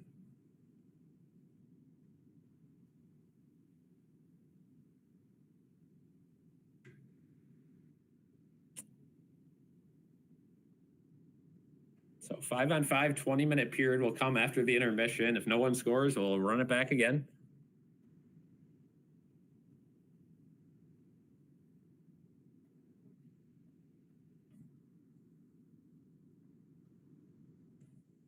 Cool. If you guys are new here, be sure to leave a vote in the poll, leave a like, subscribe, and consider becoming a member or donating. Thanks for the intermission. How long is the intermission? I think it is a normal intermission, so we're going to be a 17-minute intermission, I believe. Trying to check the time here. Maybe not though. I see a 4 on there. So it said only 14 minutes. So 14 minutes until we get going again. All right, RFK, I'll see you back for overtime. Whew. And PK Subban saying the same thing I was saying earlier on. The winning goal is going to be like a weird bounce or something that leads to the goal. It's not going to be just a crazy play. So, whew. Man, what a game so far. I am certainly glad I do not have to get up early tomorrow.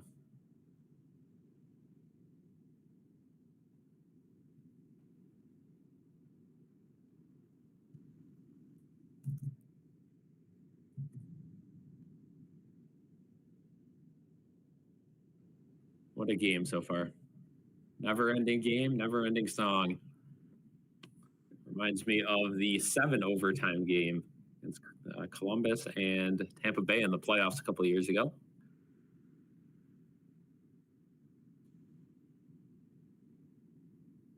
It's just incredible. 7 overtimes would be insane.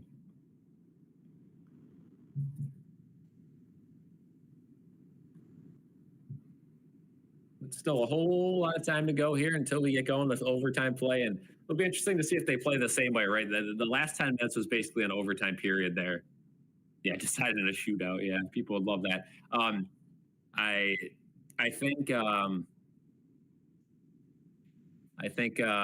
United States definitely played very hesitant in that last little bit. Canada kept bringing the pressure. United States was trying to rely on a bad giveaway to lead to an odd man rush. We'll see if they continue with that.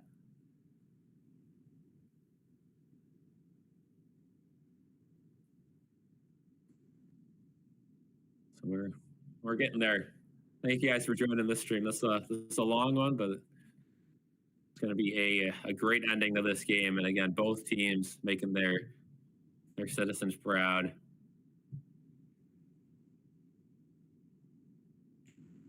Very even game so far, about as even as it gets.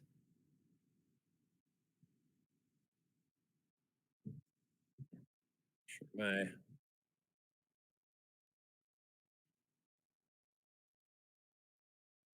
So let me know what you guys think in the chat right now. Do you guys think the United States are going to win this game, or do you think Canada is going to continue to be the hockey capital of the world?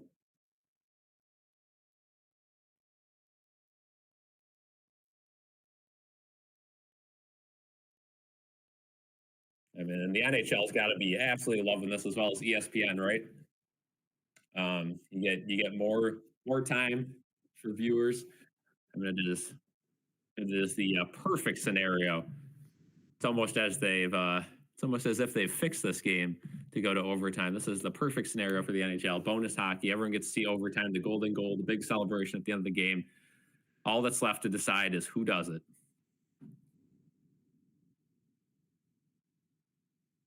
And I mean, for a period with no goals, that was as exciting as it gets. Back and forth action.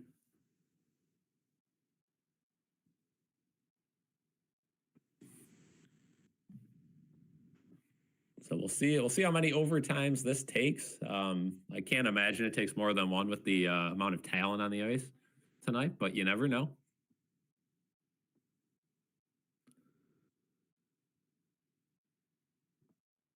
You see the NHL all the time try to find ways to market themselves, and a lot of the time it doesn't work. But this tournament has certainly resonated with a lot of people, and people were definitely craving some hockey, uh, some international hockey, and I'm glad we get to see it at the Olympics because those Olympics without the NHL caliber players were tough to watch.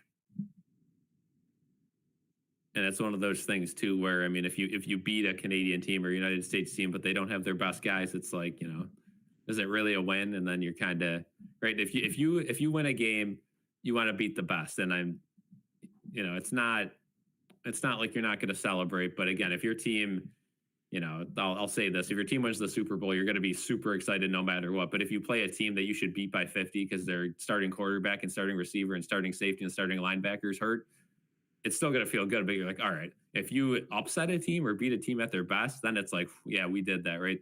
Super Bowl is probably a bad example because you're so excited either way. But hopefully, you guys get my point. This not only helps the teams that get the NHL players, but also the teams that don't, because they have that grit, that fight to show them who's up next, who's up and coming. Whereas it's tough to get motivated against a college level USA team or college level Canadian team.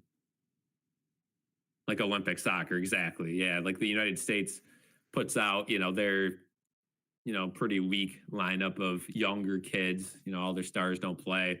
Same thing goes for other countries, whereas the World Cup is an example, kind of like how it should be, where you get the best of the best.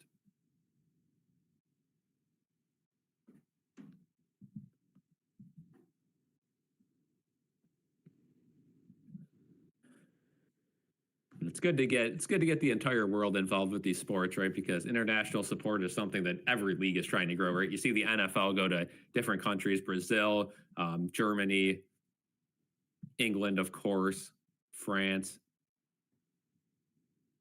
But back to this game, keys to overtime. I think you got to be patient if you're Canada. You're given some opportunities. I think they're rushing a few. McDavid's rushing a few opportunities. You just got to stay patient. I think if they stay patient, they're going to win this game. The United States, they got to go for it. I think they got to they got to take their first opportunity and go all in and try to beat the worst goalie. Yeah, the USA hosting the World Cup. This could be fun. And United States soccer it's on the come up. It's a little bit slower than some people were hoping, but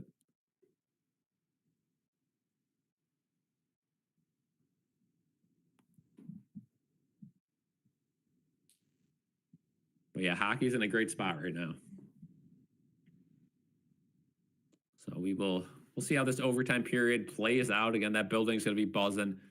It's Boston. I'm sure they're they're going to stay excited for the remainder of this game. Big hockey market.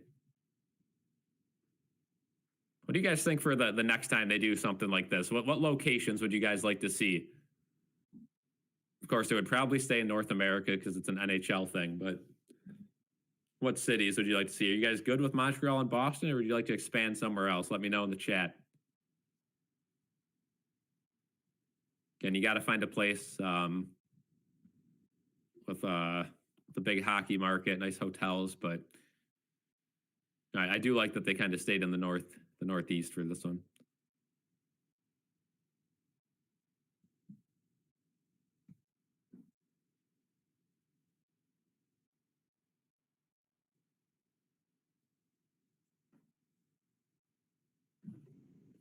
Facilities we have on average, best looking attending the semi in Atlanta. Yeah. Buffalo and Toronto, that could happen.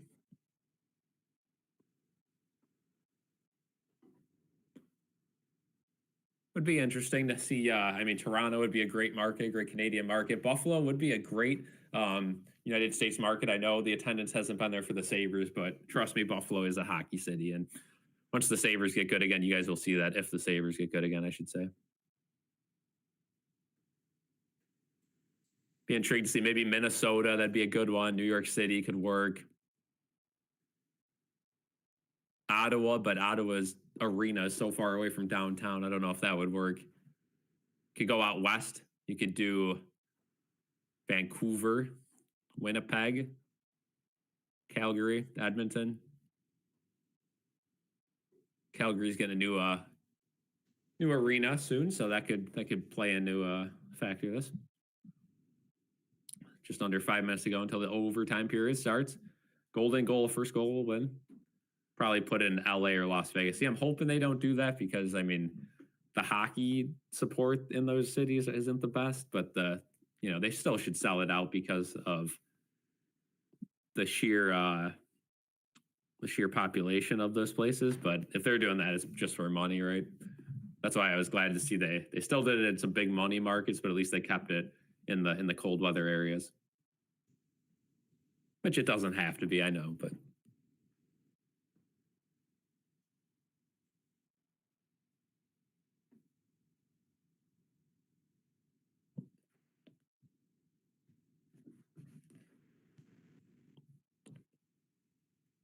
so yeah, let me know more locations you guys think in the chat.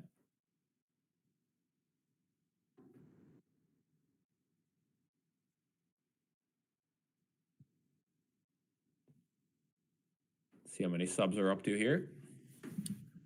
2674. Keep going up on the night. Thank you guys so much. If you haven't subbed already, please consider subscribing and leaving a like and leaving a vote in the poll in the chat.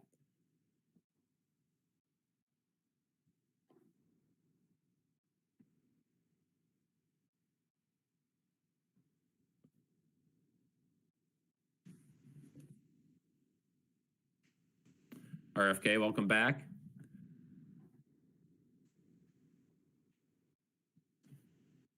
Got 3 minutes and 20 seconds until.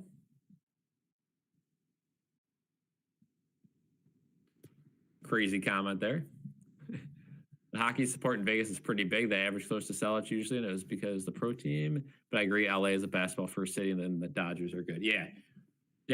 Vegas is doing really good, but I think it's, you give a team or a city a team that good right off the bat, I'd hope it's a very good attendance rate, and they also do a great job presenting. I know, Finn, who's in here all the time, and other people have said they've gone to, there's more people in here that say they've gone to Vegas and Seattle games, and the presentation is just on another level.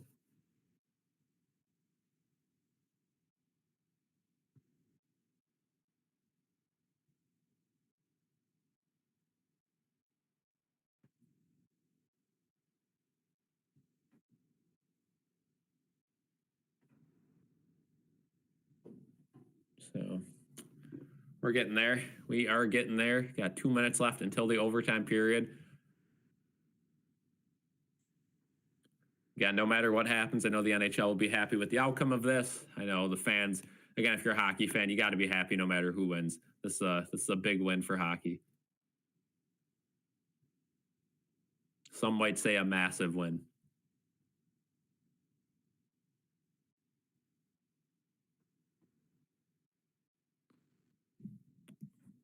Under 2 minutes now. Under 2 minutes.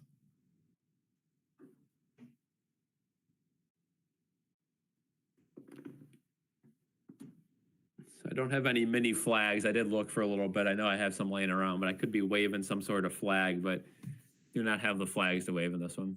5th anniversary for the Kraken in 2026. That's crazy because I remember watching the Kraken's name get debuted. I was sitting down here. So, yeah, the fact that that was 5-6 years ago is insane, but that was during COVID. So I guess not much has changed.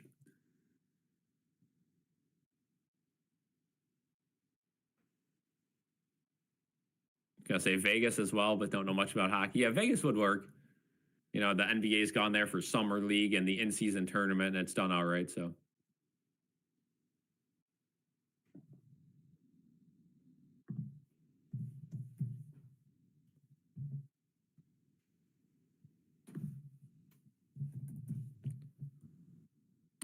getting ready to go here with the overtime period. You got the guys back on the ice. Are you guys ready for a crazy finish?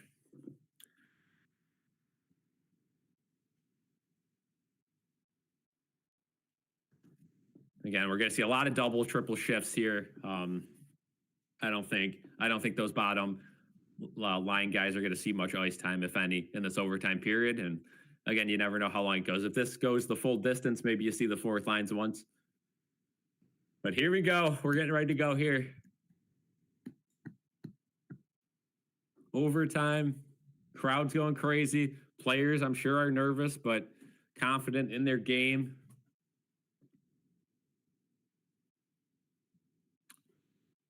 Canada skating from left to right. USA the opposite. United States win the face-off, and it gets played all the way back down to Faber. Now it goes up to Tkachuk. Tkachuk can't handle it. He gets shoved to the ground, and Canada now will have a rush.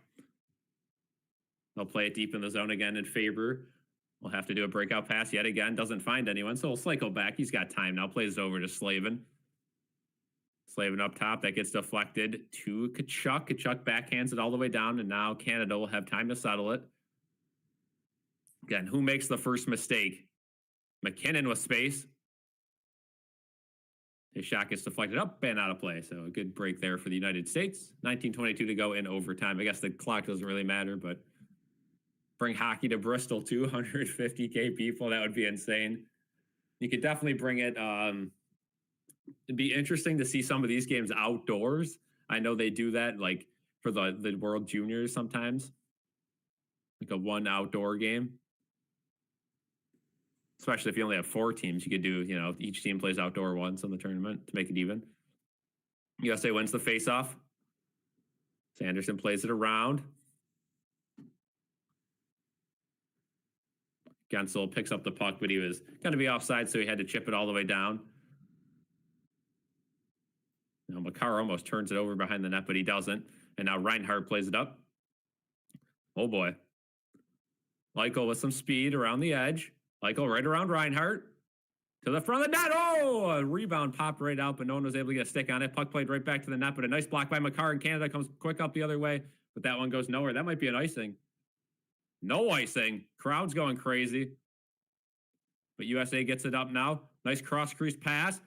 There's a shot. That one goes wide. Up top to Werenski. And his shot goes up, almost out of play, but stays in.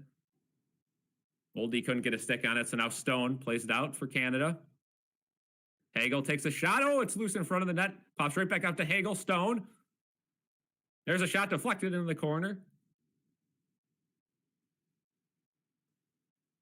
Hagel. Down low. To Stone. Stone plays it around the net. That'll be turned over to Werenski.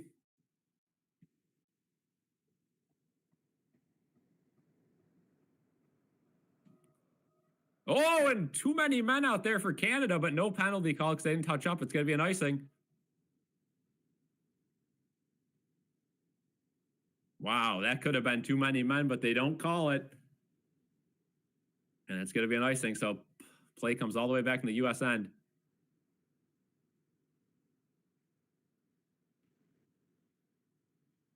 Oof. Crowd not very happy. Again, an icing call that they didn't call, and then a potential too many men call that they didn't call, although they didn't touch up on there, but definitely too many players out there. Whew. Whew. Twice they had too many men out there. Unreal.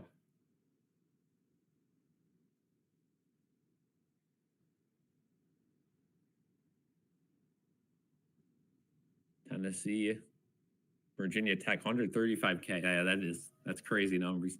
Offensive zone faceoff for Canada.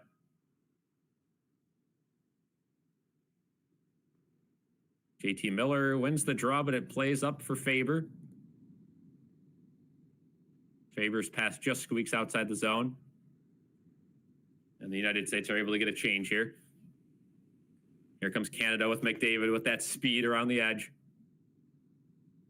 McDavid, speed, takes a shot. That one's blocked. United States, oh, that was a terrible play. And McDavid again in front, 3-on-2 now. Good stick. Canada still has possession of it. Now it's batted down. Good job by Matthews. He gets it up to Brady Tkachuk. Tkachuk gets it deep in the zone. Matthews to chase after it. Gensel now back to the point. Good hold in. Sanderson around to Larkin. Now behind, there's a good chance. Matthews, oh, on the doorstep, couldn't put it in. A beautiful setup. Now Larkin, cross crease, there's a chance. Oh, it goes wide. Oh, the United States just had the chance to end it. Austin Matthews could have put his crown on for Team USA. Oh, my goodness. What a chance. Eichel now deep in the zone. To the point, it's held in. But now it's stripped, and here comes Canada back with a breakaway. Marchand to the net. It's loose in front, held on to. And now played up. The United States get it outside the zone. Here comes Eichel back one-on-one. Eichel waits for any teammates. Can't find anyone. Now it's back to the point. Boldy takes a shot, blockered away. Eichel back to the point.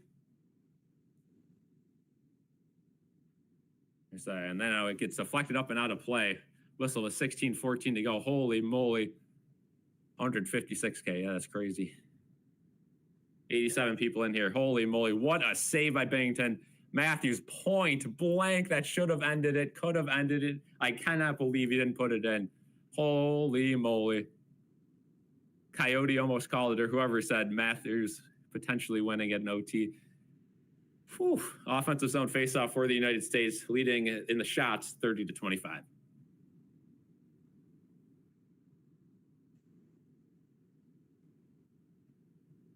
Crosby wins the draw for Canada. Canada is able to exit the zone. Wow. USA chance going again for the crowd. Brock Nelson, and wow, fourth line out here for the United States. They've done it. They've put that fourth line out there. I don't know if that's going to pan out for him. Down low to Slavin. To Hughes. To Miller. Gets it up to Nelson. Nelson gets it up. That's batted out of the air. Nelson has to play it back in. The United States will get a change, but that'll spring the Team Canada up. But a bad pass there. It's going to allow the United States to go back the other way. And here we go. There's a chance. Point blank shot. Oh, saved again. Tkachuk. Oh, what a save by Binnington. Holy moly. Another chance for the United States to put an end to it. And Tkachuk couldn't do it this time. Oof. Whistle down. Oh, my goodness. Point blank and a lefty glove save. Incredible. Again, he was behind the net, so tough angle shot, but still had a good portion of the net open. Oof. Offensive zone faceoff now for the United States. There's a shot right off the draw, glove down. Jordan Binnington's having an overtime of a lifetime here, keeping Canada in the game. Unreal.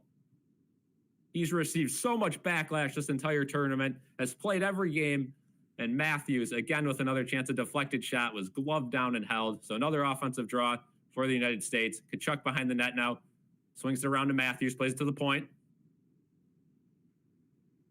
Hanif into the corner to Tkachuk. Tkachuk can't handle that one, though. He tries to get it back to the point. Matthews has it pinned along the boards. Hops right back behind the Canadian end. Binnington gets it over to Doughty. And they get it out. So now Fox takes it. Canada has the puck now, and they'll play it back in their end as they are allowed to get a change.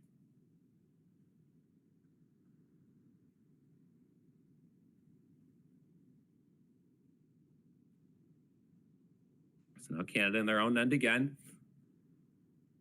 Ooh, Gensel goes down in the corner. Now Canada, nice breakout pass. Blocked, though. The United States will be able to bring it right back in. It was Boldy. Faber has to skate back to get in his own end. He'll slap it around. Nelson. Nelson playing for it in the corner. JT Miller steps in and trying to keep it in. He does. But now Canada able to get it with some space. Harley placed over to Doughty. Up to Marner. Marner unable to handle that. No icing. So Hallebuck plays it around the net. And the United States will slowly bring it out to center and over. They'll get some changes here. Makar, and here comes Canada with some speed back the other way. There's a shot. It pops right in front of the net. It's still loose. Now the United States get it out. So we can relax for a little bit. Tays gets it up for Canada. Back to Makar. Makar with speed now. Slavin gets a good stick on that one. It's pinned below. And there's a giveaway by USA behind the net, though. Here comes Canada. There's a shot from the point. Big redirection. Larkin now is able to get it out. And here comes Matthews and Tkachuk, 2-on-2 back the other way. Matthews to Tkachuk. Down low to Matthews. Back to the point. There's a shot. It goes wide. Larkin able to settle it in the corner. He's immediately pressured and can't do anything with the puck. So now Canada will get some speed back the other way. See if they need a change. Looks like they will, and they will. So they'll give up the puck. Both teams will go for a change. And the United States will bring it up. Sanderson.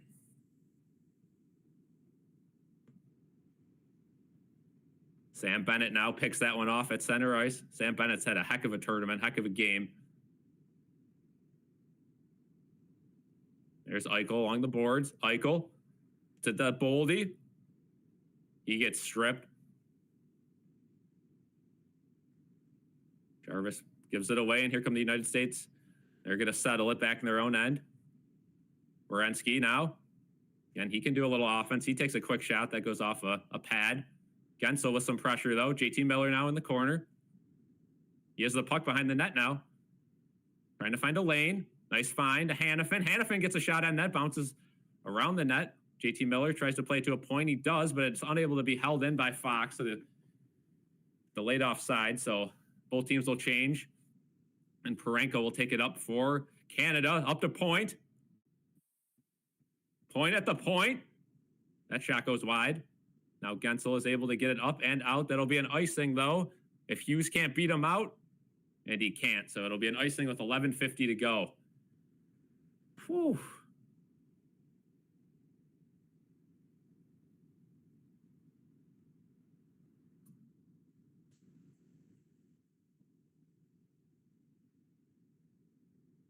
No goals just yet. We'll look at the poll here. It is 48% USA, so Canada's taking the lead in our poll here. Offensive zone draw, a tired USA line out there.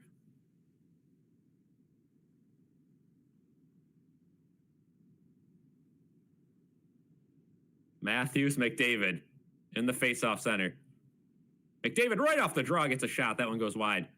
But Canada contains possession here. Right in front, McDavid takes a shot. He scores! Connor McDavid ends it for Canada. Canada wins gold.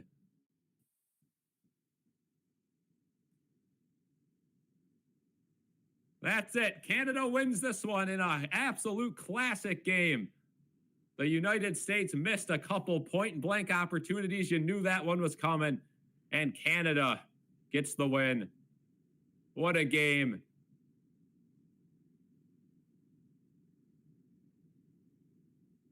Again, I said McDavid was going to get a goal. He did.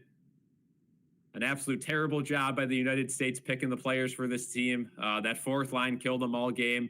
And again, Canada took advantage of it, and they win this game. United States did not have enough horsepower.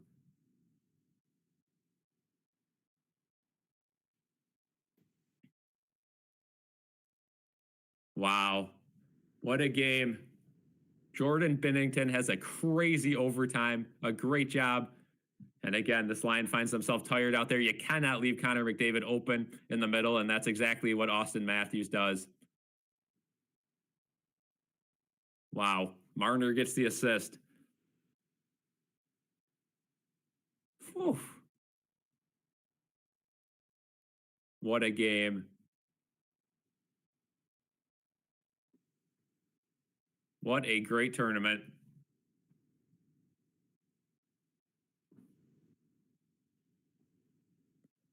An incredible tournament. Again, hopefully this helps hockey in the future. Whew. Wow, what a defensive malfunction there for the United States. But yeah, that's awesome to see. Hopefully they continue with these tournaments.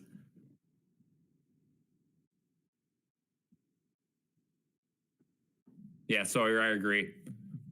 Yeah, the United States 1-1 with Canada in this tournament, but Canada wins the more important game.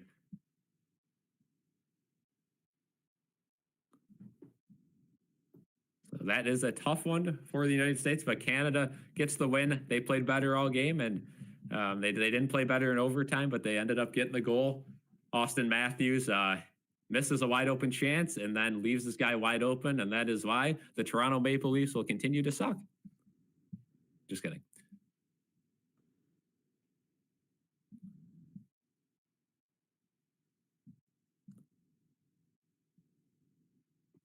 Yeah, I mean, you got to be disappointed in a guy like Austin Matthews. That's a brutal game. But the Kachucks played a great tournament for the United States, and Canada gets the win. What a game. What a game. I don't care who you rooted for in this one. If you didn't have a favorite team, you got to love it. What a game.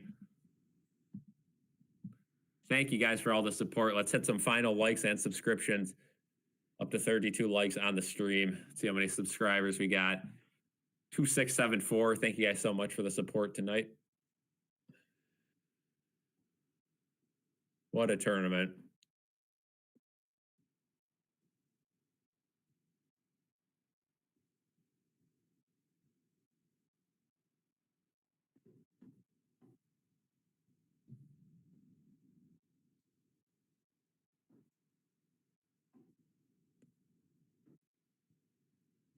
What a game, what a game, what a game. They're doing the handshake line now. And again, this United States team was not the best United States team they could have put out there. So I was pleasantly surprised to see they beat Canada the first go around, and yeah, got second place in overtime. Can't complain with it at all. About what you'd expect. This is exactly how I predicted this. Gained another sub. Exactly how I predicted this tournament to play out. Canada winning it. They just have the best roster. And whoever the United States group was that picked players, I mean, those guys got to go because so much talent left at home for Brock Nelson, for Chris Kreider, who sat on the bench the entire game, for Vincent Trocheck, who completely flipped the script of the game with a penalty. A blunder from the United States group of personnel, but a great game for Team Canada, and Canada continues its dominance on the sport of hockey. But man, this is a close one. So now we'll see the player of the games.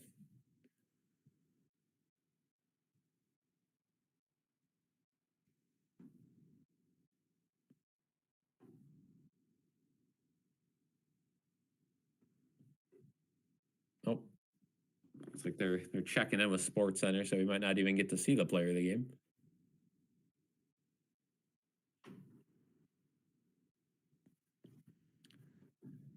But thank you guys for joining this one.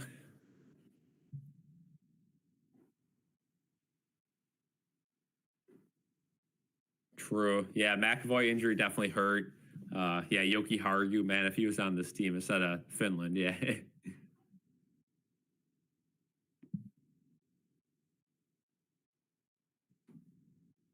What a game. What a game. Thank you guys for joining this one. What a fun stream. Let's hit some final likes and subscribers on the way out. We're going to have the celebration. I'm not going to stay live for that because not much to commentate about that one.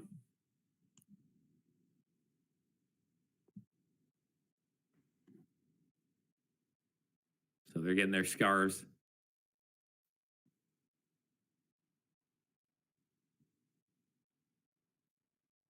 Got some nice hats with a gold medal on them. And it is tough for these United States players, right? They beat Canada on the road and then they lose at home. And again, you flip the script on those games and you're gold medal champs, but this is what it is. We'll see what happens at the Olympics next year.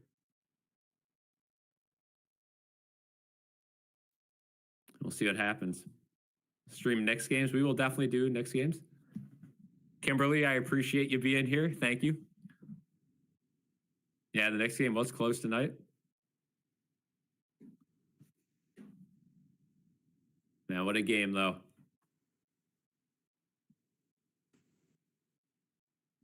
And again, the United States leave Connor McDavid wide open in front of the net. Something you can't do, but Canada survives. And if you're a United States fan, you know, you beat Canada once, and during the Olympics, they better be picking the actual best of the best players. Politics aside, get the crusty veterans out of here. Get the youth up here. Yeah, we're actually up to 196 votes in the poll, and Canada won 53-47. You guys were right. So thank you guys for joining this one. Jaden will end the stream. I will stare into the camera as we end this one. But thank you guys for joining this one, and one of our best streams we've ever done. Thank you guys, and be sure to join future streams. The next stream we have, I don't know for sure, probably the Sabres. They are doing player of the games now, so McDavid wins kind of player of the game. So as expected with the OT winner, a big moment for him. But thank you guys for watching.